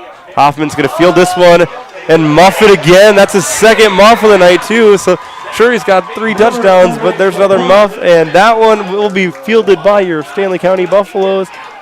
Going to keep ball is recovered by Getty of Stanley County. So that'll be, I guess a long pass. Really, Nathan. At their 46 yards. Special teams for Stanley County coming up big when needed. Yeah, they had the block punt to put them on the board initially. And then, like I said, we already had 1 muff pump tonight from Tate Hoffman.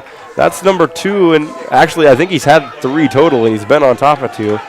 He's kind of struggling with these they're low, quick kicks, and actually we're going to get a timeout by Miller here. We're going to step away for a minute with them. We'll be back after a word from our sponsors with more action from Old Williamson Field. Growing up in rural South Dakota, I understand the importance of electric cooperatives because they give us the power to live and work in any area we choose. They also gave me an amazing opportunity to experience the youth tour in Washington, D.C. I'm currently a student at SDSU, but one of my favorite things in life is coming home to be with my friends and family, especially my little brother Lane. West Central Electric is an important part of my life and our community. A message from West Central Electric, your local Touchstone cooperative. When you expect more, you expect more. When you expect more, Dakota Prairie Bank, providing great service right from the start. It's our promise to you that sets us apart. With every handshake and a smile, we go that extra mile. When you expect more, you expect more. When you expect more, Dakota Prairie Bank. Welcome back to Old Williamson Field. This is Caleb Brozick again, joined by Nathan Umberger, bringing you this final couple minutes of coverage here as your hometown Stanley County Buffaloes on Go Buffs Live are currently trailing your Miller Rustlers by a score of 20-14.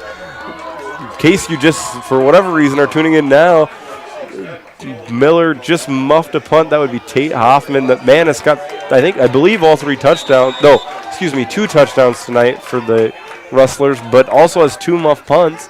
As Lathan Prince steps back in the shotgun again, looking left, swings right to pass to Nordstrom, and just kind of off a little bit, drops harmlessly to the ground. I'll update my down and distance here for you guys. It is 2nd and 10 now. That's a good drop. Yeah. The defender was right on him. Maybe he makes a move, but having to go vertical for that ball just kills any momentum you have. Well, it's kind of hard to make that move from there too, because then you're up in midair and you're trying to get back down and then try to make the move as the defender was already on his back. Definitely, probably the more harmless play there is just to let that one go and be okay with it hitting the dirt. So bring up 2nd and 10 now for the Buffs. Lathan Prince looking left, going deep down the sideline, kind of underthrown. That one's hauled in. That is a catch. And you have a very excited man in Mr. Irving over there. Gavin Irving pumped up after that grab. He undercut the cornerback who was in great position. I believe that's also McDonald, who had an interception we talked about earlier. Going to move the chains, 1st and 10.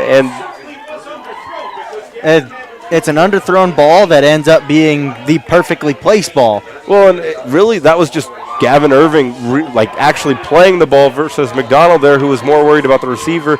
Gavin saw it in the air, realized it was underthrown, and made the adjustments to come underneath and make that snag. So just like that, 20 yards downfield, and Stanley County's rolling in motion again. Lathan Prince looking left, swings right, looking for Nathan Cook. Got him! Touchdown, Buffaloes! Just like that, this game is tied up, and depending on this PAT attempt, folks, we could see the first Buffalo lead of the night tonight. You know, I tell you what, Nathan, really don't know what to expect anymore in this game. Anything can happen. I'm just thinking of this. I mean, just a huge drive down the field. Stanley County bringing out their gun to come back to this game. But, this next drive is just as important now. If Miller Highmore-Harrold, if they decide to go slow mode, and they could eat a lot of this clock and then punch it in late and win this one. But I tell you what, Nathan, the one thing I do understand, as Lathan Prince pitches this one out to Nordstrom, and Stanley County has their first lead of the night. 2-point conversion is good. 22-20, your Buffaloes now lead. And, Nathan, maybe it was a little bit of a commentator's curse. We just were talking about before the punt, why are you spreading it out so much? You've got a lot of time, a lot of options, and they throw 3 straight incomplete passes, come back with 2 complete passes, and finish the drive off real quick and make me eat my words. And so, we're going to stay here. I don't think there's any point in breaking away now. We'd come back right back late through the kickoff. Now 5:26 remaining in this game. It wasn't wide open enough before, I guess, when it was a 6-point game. Now it's a 2-point game, and either team can still do a lot to win this one. I'm going to mention it again. The Stanley County special teams coming up with that muffed punt, and that's what started it. Gave them good field position. Gave them a little more hope, a little more, motivation. That's one thing I haven't talked about a lot in this half is those mood swings where, it takes one big play and all of a sudden one team catches a lot of wind in their sails. And I think that muff punt kind of really did a lot there for that Stanley County offense to get that momentum and the sails moving.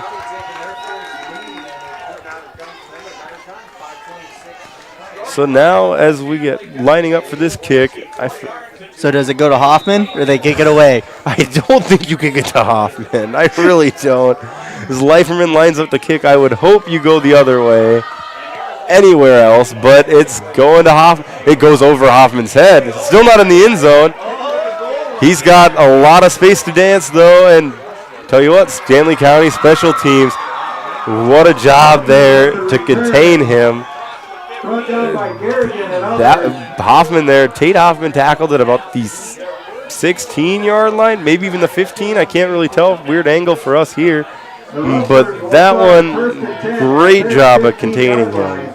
It's turned into a very interesting game. Well, yeah, now all of a sudden this is not at all what I would have expected. I mean, Miller kind of had the field position the whole game. Kind of had, a lot of the momentum the whole game. And just now late with 5:19 remaining, it seems like it's kind of been swapped. And you can kind of, I don't know, Nathan, maybe the flag, is it dead? Is it blowing? I don't know. Maybe they just switched directions. Something feels off to where it seems like Stanley County has a lot going for them.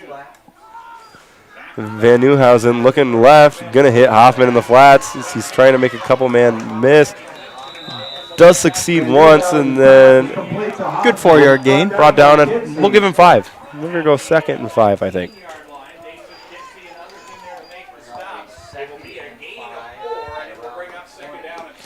So, but this is, you just mentioned, I guess, I don't remember if we were on the air, if this was just between us, Nathan, on break, but this is kind of the situation Miller could show and kind of take the sails right back out with just under 5 minutes remaining. A long field could kill a lot of time if they do end up driving and scoring late. Don't know. I guess we'll see. We've got a lot of time to figure out what's going on. Wow, what a job from... Picked off, intercepted. Gavin Irving after a tip pass, and actually we have a man down. That one is Grady Aspie, still down on the ground, bottom of your, actually just off your video screen, holding his left arm, or his right arm, unfortunately. But, I was going to give Van Nieuwhausen there a lot of credit for, looked like he was going to take off. I thought he was going to get the defense to bite more on him and then step back and throw it over the top. And defense sat home, and, that great coverage by, I did miss who was initially on the coverage there for Stanley County. Ends up tipping it up as Aspie comes off. But then Gavin Irving comes over off the deflection, picks it off, and now Stanley County takes over 1st and 10 at midfield. And now with 4:29 remaining, this is kind of their job to run this clock down, I would think. I don't know. I could be wrong. You're only up 2. You got to make sure you can actually move the chains at the same time. But a great opportunity to milk a lot of this clock off. I've been staying all night, watch your time. I'm going to kind of go back on my words. Go score. I think you got to, sure, ideally you do score, but I don't think you should be in any hurry. I think you need to, try to milk the clock as much as you can with it here. Because even if you do score and you go for 2, oh my goodness, another burst of speed, and Nathan, out of bounds. Nordstrom showed his speed, and he was heading towards the end zone. Side judge sees him step out. Good enough for a first down and about 11 yards, but that could have been a lot more, and I thought I was about to eat my words and say, Nathan, you're right, they're going to go score in a hurry. I still don't think you do, because even if you do score and you don't get the 2-point conversion, it's a one-possession game then. I think you need to kill the clock with it. Sure, scoring should be your goal, but do it with some clock. Fair point. Fair point. So just like that, Lathan Prince comes under center. We've got, fullback dive there. Oh my goodness, wow. Got dumped about 10 yards back. Well, initially met number 57. That's Noah Johnson there, just in the hole, and bounced off him and stumbled backwards for about 5. Noah Johnson continued the attack, and that one, like you said, goes for about a loss of 7, 8, maybe 9. We're gonna go 18. We'll kind of play the middle of them all. I'm gonna call 18 with you. Maybe not. I don't know. We're going to go 18. I like it. So, 2nd and 18. Now, I think now you definitely are in time killer mode and just punt it back. Yep, this one's going out to, Nordstrom. He's going to get tripped up. Hoffman there. Great open field tackle. 3rd and 18. And Miller's calling their timeout smartly as well. This is, football. I heard somebody say stop the clock. I don't know if, a lot going on. With that, let's go ahead and step right away to break, yeah? Yep, I like it. 30-second break. We'll be back after words from our sponsors. Harry K. Ford, a winner, has the best inventory and prices around. No matter the brand, we have it, or we will get it for you, and we will always sell below MSRP. Just ask around. We make car buying fun and easy. Those other guys don't do that. Family, friends, and Fords, in that order. Life's an adventure filled with excitement, challenges, and achievement. Farmers Union Insurance can provide you the safety net to keep you moving toward your goals and enjoying life's rewards. With multiple locations across the state, Farmers Union Insurance agents provide quick quotes and professional services you deserve. Since 1948, Farmers Union Insurance has focused on insuring the people of South Dakota. From the most remote quarter section to the busiest intersection, Farmers Union Insurance, insuring a brighter tomorrow. The Corner Station Convenience Store and the Crossing Pub are both conveniently located on Pleasant Drive in Pierce, South Dakota. At the Corner Station, grab your favorite hot and cold beverages and snacks while filling your vehicle up with Cenex brand gasoline. The Corner Station also features a super tunnel car wash to keep your vehicle sparkling clean. At the Crossing, grab a cold beverage and check out their selection of appetizers while watching the Stanley County Buffaloes and Pierre Governors live on their big screen televisions. Best of luck to all area students from the Corner Station and the Crossing. And we are back from Stanley County. Sorry, we went about a minute and a half there. You caught the end of that fourth down play there thanks to great coverage by Nathan Umberger. Still trying to say Erickson. Sorry, Nathan. But it's going to bring up fourth down as we take another timeout from Miller here. This one we will stay for. Don't want to, break away and have you guys miss any more coverage. It'll be 4th and 9 for Stanley County after this timeout. Good quarterback keeper there by Latham. Just get some yards back. It's, I would say, manageable isn't the correct word, but a lot better than 3rd and 18. I agree, and not to mention, and it was more of an option look to where he definitely had Nordstrom to the outside, but the corner on the outside or maybe the outside backer, whatever position I guess he truly was, I didn't really see exactly. Kind of played that outside preference more, looking for Nordstrom to get it, and Lathan Prince, proved that he's just as dangerous as a runner as anybody out there on the field. Tucked that one for a pretty quick and easy 9. And so now, as we wait for Stanley County to break the huddle and come back, I'd assume we'd see a punt. I don't think so. You don't? I don't think it's worth. I mean, I guess the field position really isn't that great. You're probably not wrong. Well, I'm just thinking right now do you give it? I mean, I'm saying this, we're beating it to death, but if Hoffman gets it, is it worth getting 3, maybe a first down on a play you've saved all game? Well, you need more than 3, though. You're going to need 9. Unless I'm just misunderstanding you, Nathan. I say you don't want Hoffman gashing you for... Sure, that makes sense. I do understand that one. I guess they're punting. Fair enough call. But I think it's, oh, no, they're looking fake, too. Broken up. I don't see any penalty flags. Incomplete pass. So now we've seen both teams fake it. I say I don't disagree with the call. I kind of do with that one, Nathan. I think if you go for that in that situation, keep your offense on the field. I don't think there's any point in trying to show fake that you're going to punt because, if you're behind, maybe you do something like that. But being up by 2, short time remaining, I think if you want to give the statement that we're going to even think about going for it, do it with your offense. Well, so now Stanley County's defense, time to play. Yeah, with 3 minutes remaining. Miller does not have any more timeouts left, folks. I will mention that so you guys can keep that in the back of your head at home.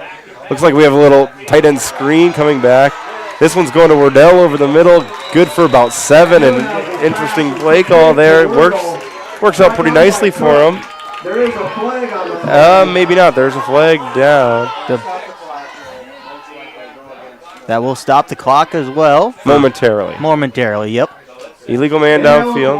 Downfield is the call. So go ahead and take that play away. Yep. And so I believe it'll become 2nd and 13 on that, or 1st and 13. Because I think that's also a spot foul, but maybe I'm wrong looking at, no. Well, we're going to go 2nd and 15, I suppose. It does look like it's just a 5-yard penalty. So now with 2:48 remaining.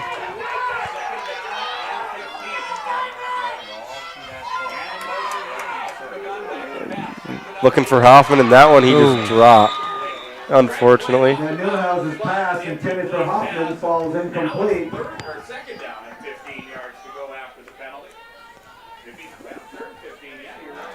3rd and 15. Oh, we're going. I guess I didn't realize an eligible man downfield was a loss of down.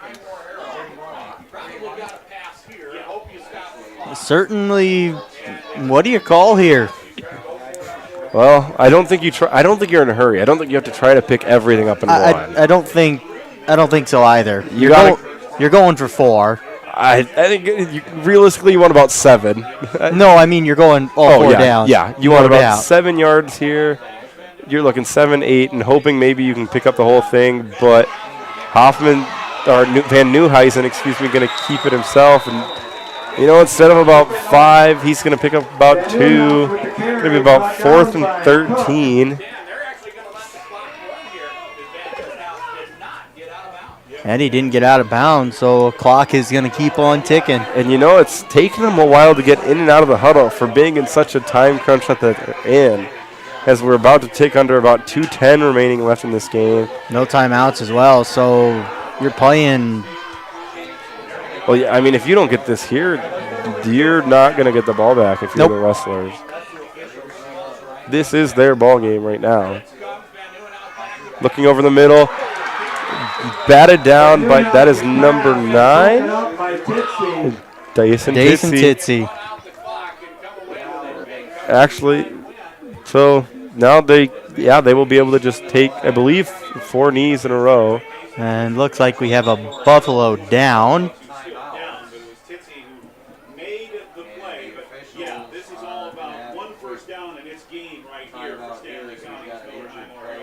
And it looks like it's just cramping up. It's been a very long day for the defense. Well, and at the same time, I mean, we have been playing football for going on about 3 hours now, or getting close, I should say, 2.5, almost 3 hours. It's not your typical ground game affair. It's been a pretty balanced attack for both teams, and even switching for Stanley County through the air at the end. Mm-hmm. So where, I mean, not normally do you expect to actually have to play and be running and staying this hydrated the whole time. It wasn't really the warmest day out, but, just that fatigue kind of sets on you after a while. So first and 10 here for Stanley County, as I'm assuming, like we said, looking for 4 straight knees and just trying to kind of get out of here. Well, great game from both teams either way. I mean, granted, it's not completely over. You never know. We could still see something happen. But, probably actually with 4 straight knees, I think they're going to need a first down, Nathan. I could be wrong. I think you got to pick up 1. Granted, otherwise, you're not going to have a lot of time left if you're Miller. But yeah, and I think if you're standing. Oh, and just like that, ball's out. Miller has it. I can't believe. Wow. That one. If I could actually if we were set up for replays, I'd show you. I missed the number, missed everything. I saw the Rustler player, though, come through, and he was literally on Mr. Lathan Prince's butt cheeks. I'll be politically correct. I don't know how he got so cleanly through the hole there, but he basically was a Lathan Prince's shadow there. Took the handoff, stuck his arm out there too, and did enough to get it on the ground. And I mean, I saw Mr. Tate Hoffman coming up too, looking for a scoop and score. To where, how crazy would that be to see one of the fastest players on the field with the ball in open field like that? Doesn't matter. We're going to line it up. Miller's got the ball again. No timeouts, but now 1:50 to play. Going to hit. Just kind of out of the reach. Just not the best ball from Van Nieuwhuizen. They just need a second to take a breath after that exciting play. I think we talked about it for Stanley County earlier for your hometown Buffaloes. Don't get down on yourself. Relax, breathe, play football. You got a lot of time left. Granted, Miller doesn't have a lot of time left, but now is still not a time to start freaking out. You have to stay within yourself. Realize that if you're going to win this game now this late in the fourth quarter, you're going to have to collect yourself, and you have about 60 yards to gain still, so it's not over for you. Looking left, lob pass over the middle, little high there for Wardell. And the other thing you have to, if you're Stanley County, there's going to be no time for any running plays. from the Rustlers. Nope. You're gonna have to. You should be expecting them to be going through the air here, because unless they're gonna run out of bounds, if you tackle them inbound, even a completed pass, if it goes inbounds, you're granted. If they move the chains, you will have time. The time will stop, so the chain gang can come up and reset. But otherwise, the clock is running pretty much the whole rest of the game for this last minute and 40 seconds. Van Nieuwhausen get the snap again, rolling slightly to his right, comes back to the left, looking over deep, had a guy, tipped up, pass, another interception. This one's by, let's see, Nathan Cook there, still on his feet, rolling up the sideline, one man to beat, it's Van Nieuwhausen. He will bring him down. So that one, Cook will be brought down. We're going to call it the 13-yard. That is, I believe, Van Nieuwhausen's 4th interception on the night. Just kind of, his balls, lately, he's kind of been leaving a little high. These passes have been getting tipped around, and that one, I believe, I guess it's never too early. We just saw one fumble happen. I don't think we can see it happen again. I think it's almost safe to say Stanley County is taking care of business now, and this game should be over with a couple kneels. We have a timeout from Stanley County. We will stay here for probably the remainder of this game, give you a quick recap afterwards, and get you guys on your way. But first we got to get there as we take this timeout as we stay here with this timeout with the Buffaloes. So now, Nathan, do you score? You have just take your knees. Take your knees. You fumbled, was able to hold the Rustlers from going downfield. You know they're passing all the time, and you know it's going deep. They don't have a ton of time. Yeah, at this point, just take your knees, run out the clock, consider the game won, and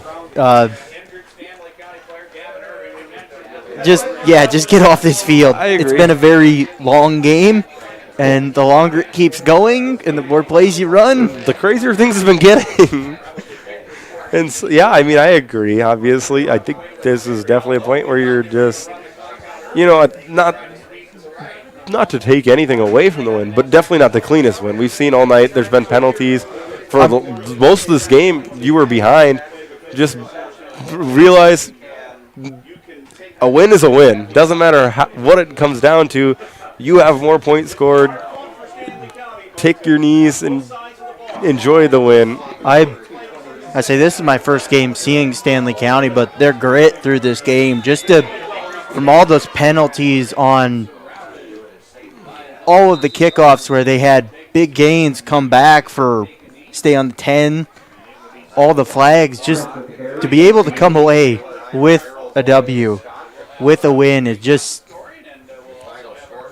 toughens you up and it gives you ideas of what to work on for the next practice. Which I'm absolutely sure the Stanley County coach is going to bring up. Yep, I agree. But as long as it's a win, at least you feel a little better about having to deal with the issues you have to correct. And nothing against the Rustlers. They came out and played an absolute game. On paper, like we talked about at the beginning of the game, 0-3 record after tonight. It will be 0-4, but by no means do they look it. Gave a 2-2 team here, I believe it is, in Stanley County. Yeah, 2-2. Now 3-2 after tonight. Gave them fits all night. Gave them, Fitz probably doesn't even fit it. Just really gave them every bit of everything they wanted. And, we're going to stay here quick. While time runs out, we'll recap scoring so we can get out of here a little quicker and let you guys get home. But, Miller, kudos to you tonight. The Rustlers played well, gave the hometown Stanley County Buffaloes more than they wanted. Maybe that's what I was trying to say. And keep your head high. That win is coming. You guys are making strides. You can do it will happen. Stanley County Buffaloes, like you said, a lot to work on going into next week, but you survived. Win's a win, and 3-2. You've still got aspirations towards the postseason, obviously, and that's another step in getting there. Scoring breakdown real quickly. We'll just kind of, based off the memory, we didn't take stats or anything. Skeleton crew, I didn't mention that at all the second half. We've been having a lot of fun. It's just me and Nathan here working tonight. Scoring was started off by, that'd be, oh gosh, Tate. Oh, why is the name not there? Hoffman. We'll get there eventually. Tate Hoffman with about 7:50 to go, I believe, in that first quarter of play. Ended up punching in the first one. And then early second quarter, I believe, is when it happened. We had Miller lining up to punt. Long snap. Gets over the head of the punter. That would be Mr. Wardell, Trevor Wardell.